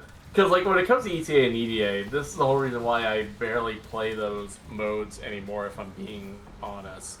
Is that I kind of have to play Limbo on those modes, or some defense frame, otherwise the modes are basically impossible to complete, because, like, I've had a few times where, like, I'd be, like, hanging out by myself, right, and I complete it solo, because, like, I always take Limbo, but then it gets boring after a little bit, so I stop doing it. But then whenever some friends of mine have trouble with it, like, they're like, hey, can you come and help us? And I go through, and it goes from being impossible to we complete the mission in, like, a much faster fashion than we expected kind of situation, you know what I mean? I think defense is also, like, especially shitty in these modes, because unlike Steel Path, Archimedia doesn't always set your squad spawns to full, so if you have teammates that also don't have defense frames, they're increasing the spawns of enemies, and they might just be making the mission harder at that point. Yep. I remember there was one particular week, I wish I screenshotted this, because it was a much better example than what I use in randomness' difficulty. I had a week where all of my weapons and frames weren't great. Like, I don't think there's any frame that's, like, outright bad for things like this, but they were bad for this mission. The first mission of the Archimedia was stage defense with Vamp Rock and Bolstered Belligerence. And I swear to God, at that point, Nitro and I basically had to just help the other person by foregoing all the random modifiers and carrying them through it. The mission was impossible with our loadouts. I genuinely do not think I could have beaten it, because gear embargo was also in place. Oh, God. As someone who solos these a lot of the time, the only way that I can get through them without, like, picking a specific frame is Spectres. Spectres will draw enemy attention, especially if you have like a Nidus or something that spawns its maggots. Yeah. So Spectres are a really good way around it. If you have gear embargo and you don't have a frame that's got crowd control or some other kind of distraction, you're fucked. Literally, yeah. Yeah, I agree with this person. I think that, like, I do think stage defense is the worst of the two overall, but I honestly feel like both modes just don't work at this level. Now, maybe this is a take that people won't agree with. I think that they could work if the defense objective dying didn't make you instantly fail. I feel like with Ascension, where if the pod dies, you get a time penalty instead of just completely failing. If maybe they did something like that, it would be less egregious, or they could just overhaul how these things scale, maybe give them like a limit on the amount of percentage damage they can take in a second. I don't know, but I feel like at this high of a level, you can have like a Toxin Eximus touch flare and end the mission immediately, or like an Anatomizer just dump a batch of grenades onto your mirror defense objective, and now it's fucking dead, and that sucks. It doesn't feel fair at all. I think a way they could actually change it around, kind of similar to how ETA does it. You know how like they bring in Minerva and what's his name, Velimir, as like playable characters. Imagine for here's my idea for the mirror defense one. I don't know how in the world you'd be able to do something like this for Flare, but maybe introduce like a thing where maybe Lloyd has like hacked one of the Calervans or something, right? And they have like an energy shield and it just chills around it as like a temporary like defense, right? And when it runs out, there's like a timer that goes down for when a new one spawns in or something to protect the objective. Yeah, I see the vision there. You know, I think it's just, while we're on the topic of mirror defense too, there is a modifier in the patch notes for EDA that is never rolled for mirror defense, and I'm kind of glad because I think it might be the most unfair modifier specifically for solo players. I don't know if you're familiar with this. There is a modifier in the patch notes where picking up glyphs, they have a very small chance that one of them will open a portal that teleports you to the opposite objective. Okay, thank fuck that's not there. Holy shit. If you were in a team, I don't think it would be catastrophic. If you're by yourself, that would literally be game over. You would never want to pick up the glyphs again, because you would just be paranoid on if one of them would just send you over to the opposite end of the map or not. Yeah, literally. It's like, I read that, and I'm like, I am glad this has never appeared. Like, there are some modifiers that I think it sucks. Like, there's one called the Fragmented 2, where you have to fight 2 bosses in Assassinate. Like, I think that one would be fun. Cool. But that, when I read that mirror defense one, I'm like, what the fuck? There's another one in the patch notes that I'm glad has never appeared. Have you ever heard of the modifier Exposure Curse? It sounds really familiar, but I can't think of it off the top of my head. To my knowledge, Exposure Curse has never rolled, but it has been in the patch notes for both EDA and ETA. It removes your shields. That's the modifier. Oh god, no. I feel like if this modifier existed, it would legitimately be one of the most oppressive modifiers in the game, up there with Transference Distortion, which, mind you, I just want to say, I still think Transference Distortion is hugely bullshit and should be, like, scaled back. Oh, 100%. One modifier should not lock you out of that many things. Like, it is, like, you kind of need the operator to get through some of that content, so having that as a modifier is really dumb. Like, if it's gonna be a modifier, restrict it to, like, only one, maybe one mission where it isn't needed as much, you know what I mean? Yeah. There was a concept in, like, when I did randomness as difficulty, I had, like, a section about focusing on modifiers over random loadouts, and having, like, doubling down on the rock, paper, scissors design of certain modifiers, because if you can pick your stuff, it's not as of a, like, a bad way to take things. Yeah. But some people left comments about an idea that I thought was really interesting, to divide, like, a problem with modifiers currently is that they're all treated equally. So you can have, like, Dull Blades, which is 50% reduced combo gain, and doesn't really matter most of the time, right next to Transference Distortion. They're, like, on the same footing. So some people pitched an idea of, like, what if you had different tiers? So, like, say there was tier 1, 2, and 3, and tier 1 are the easiest modifiers, but they give you, like, 1 research point. Tier 2 are, like, medium difficulty, and they give you 2, and then tier 3 modifiers give you 3 points, but they are the most oppressive, like Gear Embargo and Transference Distortion and stuff. So you would have the ability to actually use the modifiers as a difficulty slider, almost, where you could kind of pick how you want the difficulty to come out. Like, do you want to take a few really oppressive modifiers, Do you want to take a bunch of easier ones and like a few medium difficulty ones? Do you want to take mediums and like maybe one really oppressive one? And I think that that approach honestly could work really well. I think that would really work, because then it gives you the option to approach the mission how you want to on your own terms, rather than necessarily having full control of it be over the mission/D themselves. Yeah. But I also feel like part of how they need to fix that is like tweak how the randomness of weapons works, right? Like how you mentioned, it should be at least like one defense, one offense, and then like one, like, I guess healer in this case would work. So that way you're guaranteed to have everything you need to get through the mission, depending on what is rolled. Because I feel like in the current state, like especially with that modifier, like the one that you mentioned where it, like, teleports you across the map, right? I've had that fucking happen with acolytes, and then the objective just instantly dies because I can't get to it. Yeah, I just want to say, whoever at DE, when they added the acolyte, decided to add an acolyte who dispels your abilities when you're close to him, and then gave him the ability to teleport you, should have been fired. Oh, yeah. I hate violets so much. Yeah, like, I fucking hate... here's the thing. I don't hate violence as much as any other people. For me, what's his name? Not Misery. What's the other one? Not Malice. Not Malice. It's the melee one. The one with the Loki skin. Oh, a Mania. Oh, yeah. Like, whoever designed Mania, I want to know who they are. Because I hate Mania with an absolute passion. I imagine because of turbulence. It's turbulence in the fact that he forces you into ragdoll if he melees you once. Yeah, I think they recently changed that, but I'd have to double check. Because, yeah, he force lifts it's you. Possible. And that's curtains. If Mania lifts you, you are dead. Well, that's what I mean. That's what I mean when I say ragdoll. I mean lifts. That's what I'm referring to. Yeah, I feel you there. I honestly feel like, of the acolytes, the one I think is the least cancer is probably Angst, the Valkyr one, right up until she teleports behind you and stun locks you. Sometimes she just locks in for no reason.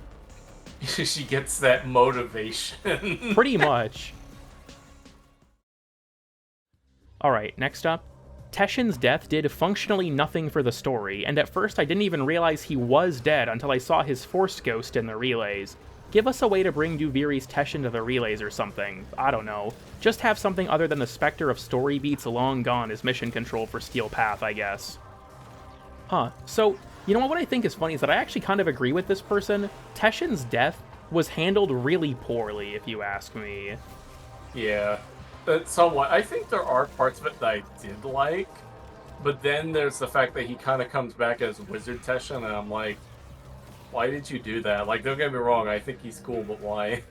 Yeah, I feel like Teshin's death for me kind of is weird because I feel like he gets done so dirty. Like, I think that Teshin dying is not a conceptually bad thing, but the way that Era just kills him and that's just the end of it, like, I get that the shock is supposed to be sudden, and like, oh shit, he just killed Teshin, but Era does literally nothing for the rest of the game, so he's, like, the fact that Teshin didn't even die makes him go from fraud watch to fraud warning. This motherfucker does nothing.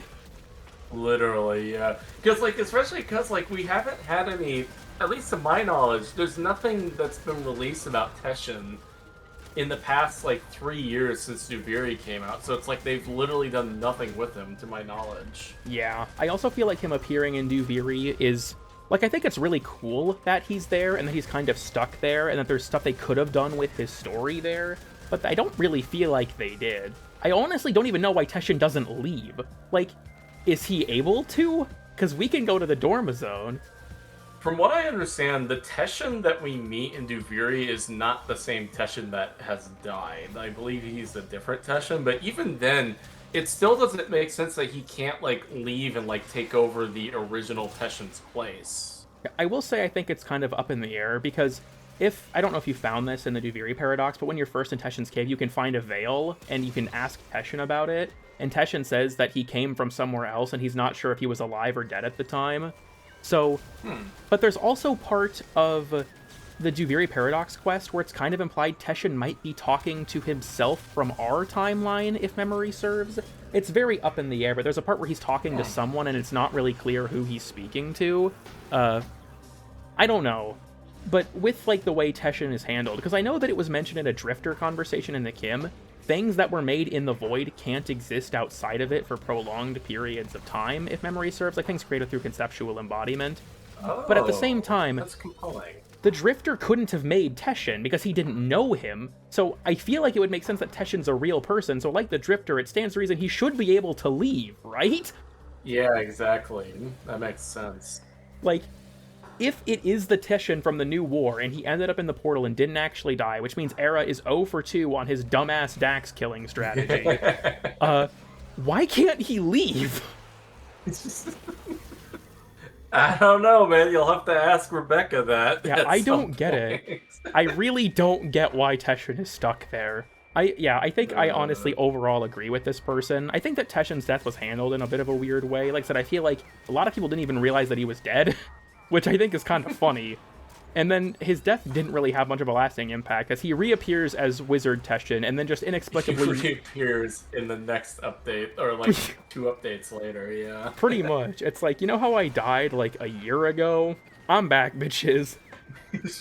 And the fact that, like I said before, he still hasn't gotten anything new since Duviri, so I'm like, why'd you do that then? Yeah, I think honestly, like, I really like Old Man Teshin and like that approach and the way it's like an evolution of his character almost. Because there's also the question of like, how did Teshin age in Duviri when the same day loops over and over?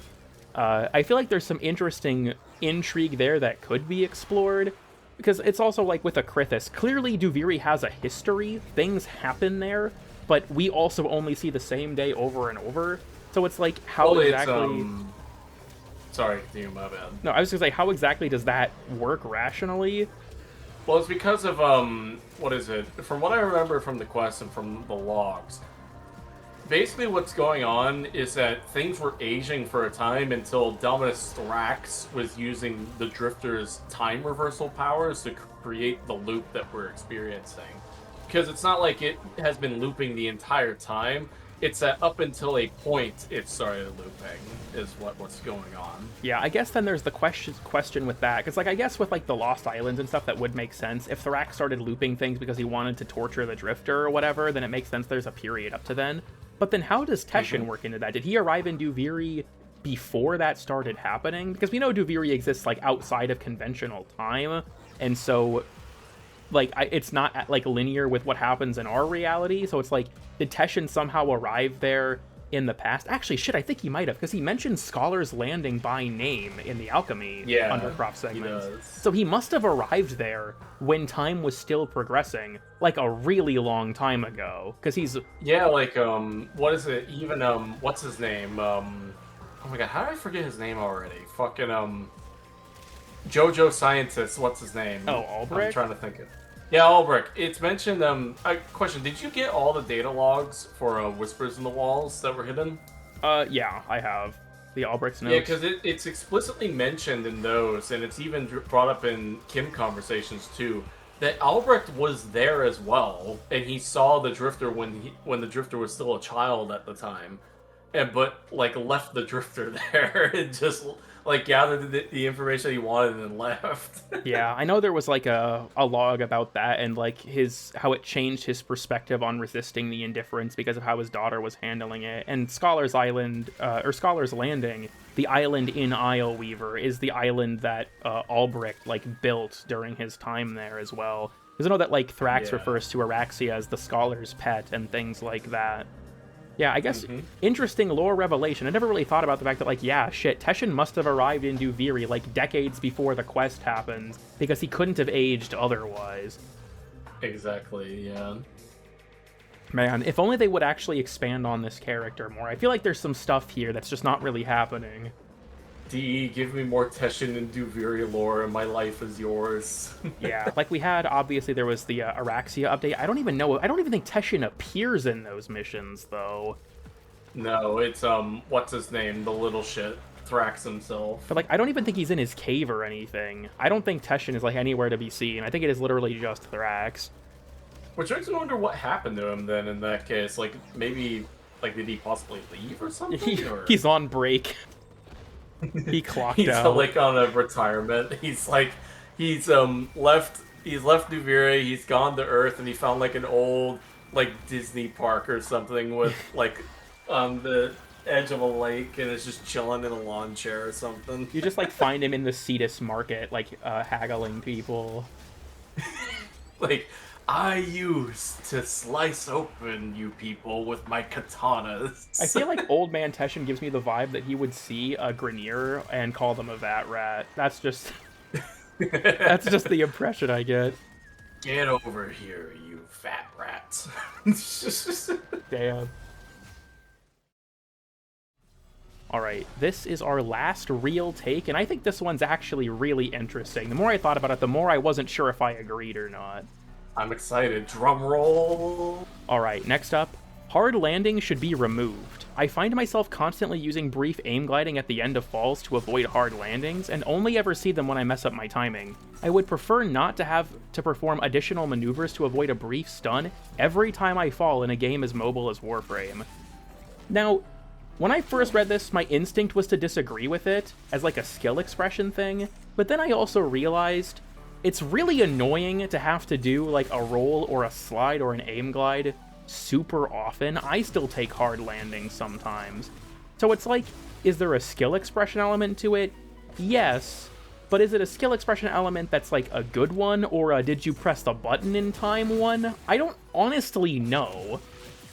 I'm a little weird on this one, because the way I avoid them is I dodge before I land, and then I look cool when I do it, kind of thing. Yeah, I typically use slides, personally. I know there's a lot of ways to avoid them. Like I said, like there's like a skill expression thing there, but is it skill expression in the sense that, like, it's cool and there's like a genuine movement expression there, or is it like a you press the button? Have you played Smash very much, Sci-Fi? Like, are you familiar with Super Smash Brothers? I think the only one I remembered playing with one of my cousins years ago, I think it was Brawl, if I remember correctly. Okay. Smash Brothers Brawl. But that was like long time ago, like at least 15 years. Like I was a kid at the time. I ask because this comparison will make no sense to you, but maybe some people in the audience will get it. L canceling. There is a tech in, I think it's in 64 and Melee. This was an intentional feature, by the way. If you do an aerial attack and you land on the ground and you press the shield button, I think it's right as you land or right before, it halves your recovery frames. So oh, that's neat. There is no reason not to do it. It is an extra button press every time you land. And it makes me think, like, are hard landings like the same way, where it's like, there's not an expression in terms of, like, maybe you wouldn't want to do it for a reason? Like, no, you always have to do it. It is only bad if you don't. And it's just like an extra thing you have to do. Because that's kind of like, personally, I don't really like L canceling, and I'm glad it wasn't in future games. I don't believe it was, at least. Because I feel like it's just an extra button you have to press, and there's so many other cool pieces of tech in Smash. Like, Ultimate has, like, Slingshot is a tech. You have, what is it, Dacus, B reversing. There's all these cool things that are situationally useful, so it makes sense that their skill expression, like... Okay, here's the crux of what I'm saying. Skill expression to me is not just knowing how and when to do the input, it is knowing under what circumstance the tech is actually useful, right? I think part of the skill is knowing when you should actually apply the information, and I feel like L canceling doesn't do that for me because you always need to do it. It is just bad if you don't, and I wonder if, like, are hard landings in the same boat for me mentally of, like, there's skill expression in stopping them, but there's no reason to ever not stop them. So is it skill expression that has depth to it, or is it just like a, did you push the thing on time? I would say kind of, because the thing as well, like if you were to remove hard landings, right, it's like regardless, like if hard landings were removed, right, and you just like stopped and like landed on the ground, right, and nothing happened, it still kills your momentum regardless. Mm-hmm. So being able to dodge and keep that momentum is still very helpful and very much an expression of skill to an extent, I would say, because you're keeping the movement going versus, you know, just letting the hard landings happen. Yeah, I think it's interesting too, because, like, if hard landings were removed, things like slide and rolls would still be helpful. Really all we're doing is removing a portion of the punishment for not doing it. So I don't know, I feel like I'm in a really weird spot with this one, because I actually feel like this person does have a point, but I also don't really know if, like, are we removing genuine skill expression if we were to take this mechanic out? Would it not really matter because people would still do the inputs anyways? Or is this person just completely correct and there's no genuine reason to take a stun when you land? I'm honestly not sure. I can see the argument for every direction on this, personally. Yeah, I don't know how to answer this one either, because it's like, it's such a weird... It's a weird thing to try and solve or change, because on the one hand, it's like you're removing a punishment so it makes the game easier, but at the same time, don't really know if there is an actual benefit to not doing it in the sense of, oh, skill, get good. Yeah, like I said, I feel like this is a very interesting take. I'm not really sure, I'm not fully sure how I feel about it. I mean, maybe the comments will make this interesting. But yeah, I don't know if I have a lot more to say on it. Like I said, I feel like I don't really have a definitive answer to it. Like I try to reach with a lot of the others. Yeah, same. Like, I don't know how to approach this one, personally. Like, if it was any other kind of movement-based thing, maybe. But, like, I don't know what to think of hard landings. For our final take of this video, your screen should spin in sync with Uriel when flying. I'm dead serious, and I know the implications. I think this is conceptually hilarious. I honestly, dude, if you did that, I would probably watch your streams even more, because that is fucking hilarious. I honestly, like, imagine it would be like an obscure setting. Like, you know how Minecraft has like the super secret settings or whatever? Imagine there's like a hidden setting that's just like the Uriel, like, nausea button where you turn it on. Move. I think this is honestly, like, just conceptually hilarious. I doubt this person is being, like, fully serious. I mean, if they are, I feel like they would regret it pretty quickly. But honestly, it could be funny to have, like, a stream macro where my screen actually spins. Like, so I could just push the button if I'm playing Uriel. I see the vision. That would be so funny. Alright, well, aside from this, I think that is all of our takes. I'll save the Scarlet Spear one for whoever my next victim is. But I guess now that we're winding down the episode, maybe I should have let you do this at the start, because now people are going to be like 2 hours into a video, and maybe they won't see it. But are there any, you know, aside from your channel, obviously, are there any people you want to shout out or like plugs for your own content that you want to state while I have you? Good old Sabuchi, my man. Hope you enjoyed this content, because this is fucking hilarious. Yeah, I'm not sure if Sabuchi makes it to the end of these. He says that my videos come on while he's asleep. I feel like in one of my videos, I just have to scream really loud to see if it wakes him up. Oh, dude, if you... Honestly, dude, you know what? Because I know he watches some of my stuff as well. I might have to do that as well. Like, pull a thing where I get, like, a parakeet or something, have it go... That reminds me, I had an idea for something. I think this is so stupid, it might work as, like, an April Fool's bit. I wanted to do a video where it's just, it looks normal, but randomly it's intercut with FNAF gameplay. But the FNAF gameplay isn't, like, random. The video is on the tablet in FNAF. So I'm randomly taking a break from the video to play FNAF and then going back to it. I feel like that would conceptually be really funny and also be a weird, like, attention check for who's actually watching the video. I honestly do that, and I will, like... I will promote that shit everywhere that I go.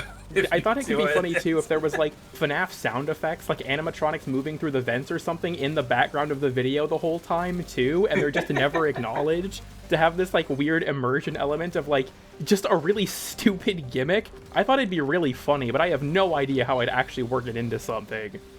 That's something I've done with some of my videos as well, where, like, because, like, obviously I'm the Limbo guy, right? So JoJo references, right? Where I'll just have a Dio in the background sometime. Hold on, that reminds me. I have to show you something real quick. I don't know if you've seen the video I did on the Fervon tank.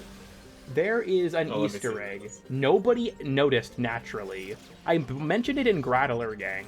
There's a point where I say the tank is invincible. I'll show this on screen in the video itself, too. When I say the tank is invincible, in the bottom corner, this shows up. Nobody found this naturally. Oh my god. The video was up for like a week before I pointed it out, and someone in the Discord found it. That's awesome. I love that. Yeah. Man, I need to do this shit as well. I need to do this more. I think hiding stuff in videos is funny, because then you find out who's actually watching them. I put too much effort into my visuals. I mean, this series is just, like, gameplay that I record. For real.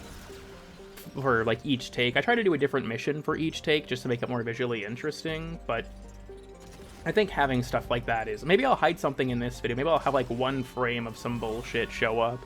You know, I'll decide on it later. Editing this audio is going to be a nightmare, though, considering that we've been recording for, like, just over 2 hours. So that's going to suck. Real. Oh, also, let me promote a couple more people. Sajin, my bro! Have fun! Don't die! I honestly want to bring Sajin in for an episode, too, if I can talk him into it. He'd be down for that. He loves doing that kind of stuff when he has the time. And then, Suckmut! Suckmut! I love you! Sci-Fi is just, like, telling all the people that I want to try and rope into this series at this point. For real. And I will say, obviously, like, aside from just the people that Sci-Fi has mentioned, Sci-Fi's channel will be in the description as well. More people should watch the New Testament of the Limb Bible. You know, it is the greatest sequel to release this decade. So it's the best thing since Metroid Prime 2. More people should see it. Hell yeah, let's go. Alright, I guess while we, now that we're wrapping up this episode, is there any other closing thoughts or any final things you'd like to say before we, cut the feed here? How about this? Use whatever the fuck you want and have fun in this game. Honestly, I agree with you there. I think some people really optimize the fun out of the game. It's important to remember that video games are supposed to be fun. If optimization is what's fun for you, I think that's a different thing, but, like... Yeah. I can't let myself go on too far of a rant with this. When Wukong was originally about to get nerfed, when, like, there was the whole controversy right before TennoCon 2022 about Wukong and AoE weapons, I saw several people argue that their friends quit the game because he made it too easy, and that's such a self-inflicted problem that if you quit the game over a frame being too easy, I think that is your fault. Yeah, not gonna say names or anything. I can think of a few friends of mine and content creators I know that have a similar problem. Yeah, I feel like the idea of, like, well, this frame was too good, so I quit the whole game. I've seen people argue this in other, like, spaces and for other frames even, too, or other items, where it's like, oh yeah, my friend quit because the Torrid Incarnate was too easy to get and it was too overpowered, and it's like, then he should stop using it. Exactly. Alright, well, considering this is going to probably be the longest episode of this series, because I keep torturing myself. We keep pushing the goalpost on this one. Yeah, pretty much. I think we'll go ahead and wrap it up. Thank you again for joining Sci-Fi. It's been a pleasure having you. For all the people watching, let me know if you have enjoyed having a co-host. I think it's been a fun addition to the show to, you know, get more perspectives on things. And, you know, just to rage bait people, I think Sci-Fi, give us, right when as we end, give us one hot take that you will not elaborate on for people to argue about in the comments. Ooh, let me think. Oh my god, I gotta think for a second. This may take a moment. You might have to edit this little bit out. No, it's fine. Take your time. It's gotta be a good one. We have to rage bait the maximum number of people. Oh, how about this one? Prime sure-footed is dog shit, and you should not use it. Thank you for your time. Alright, I respect that. I'm gonna go ahead and cut the broadcast here. Thank you everyone for watching. All the important stuff is in the description, and I'll see you next time. Bye, everybody!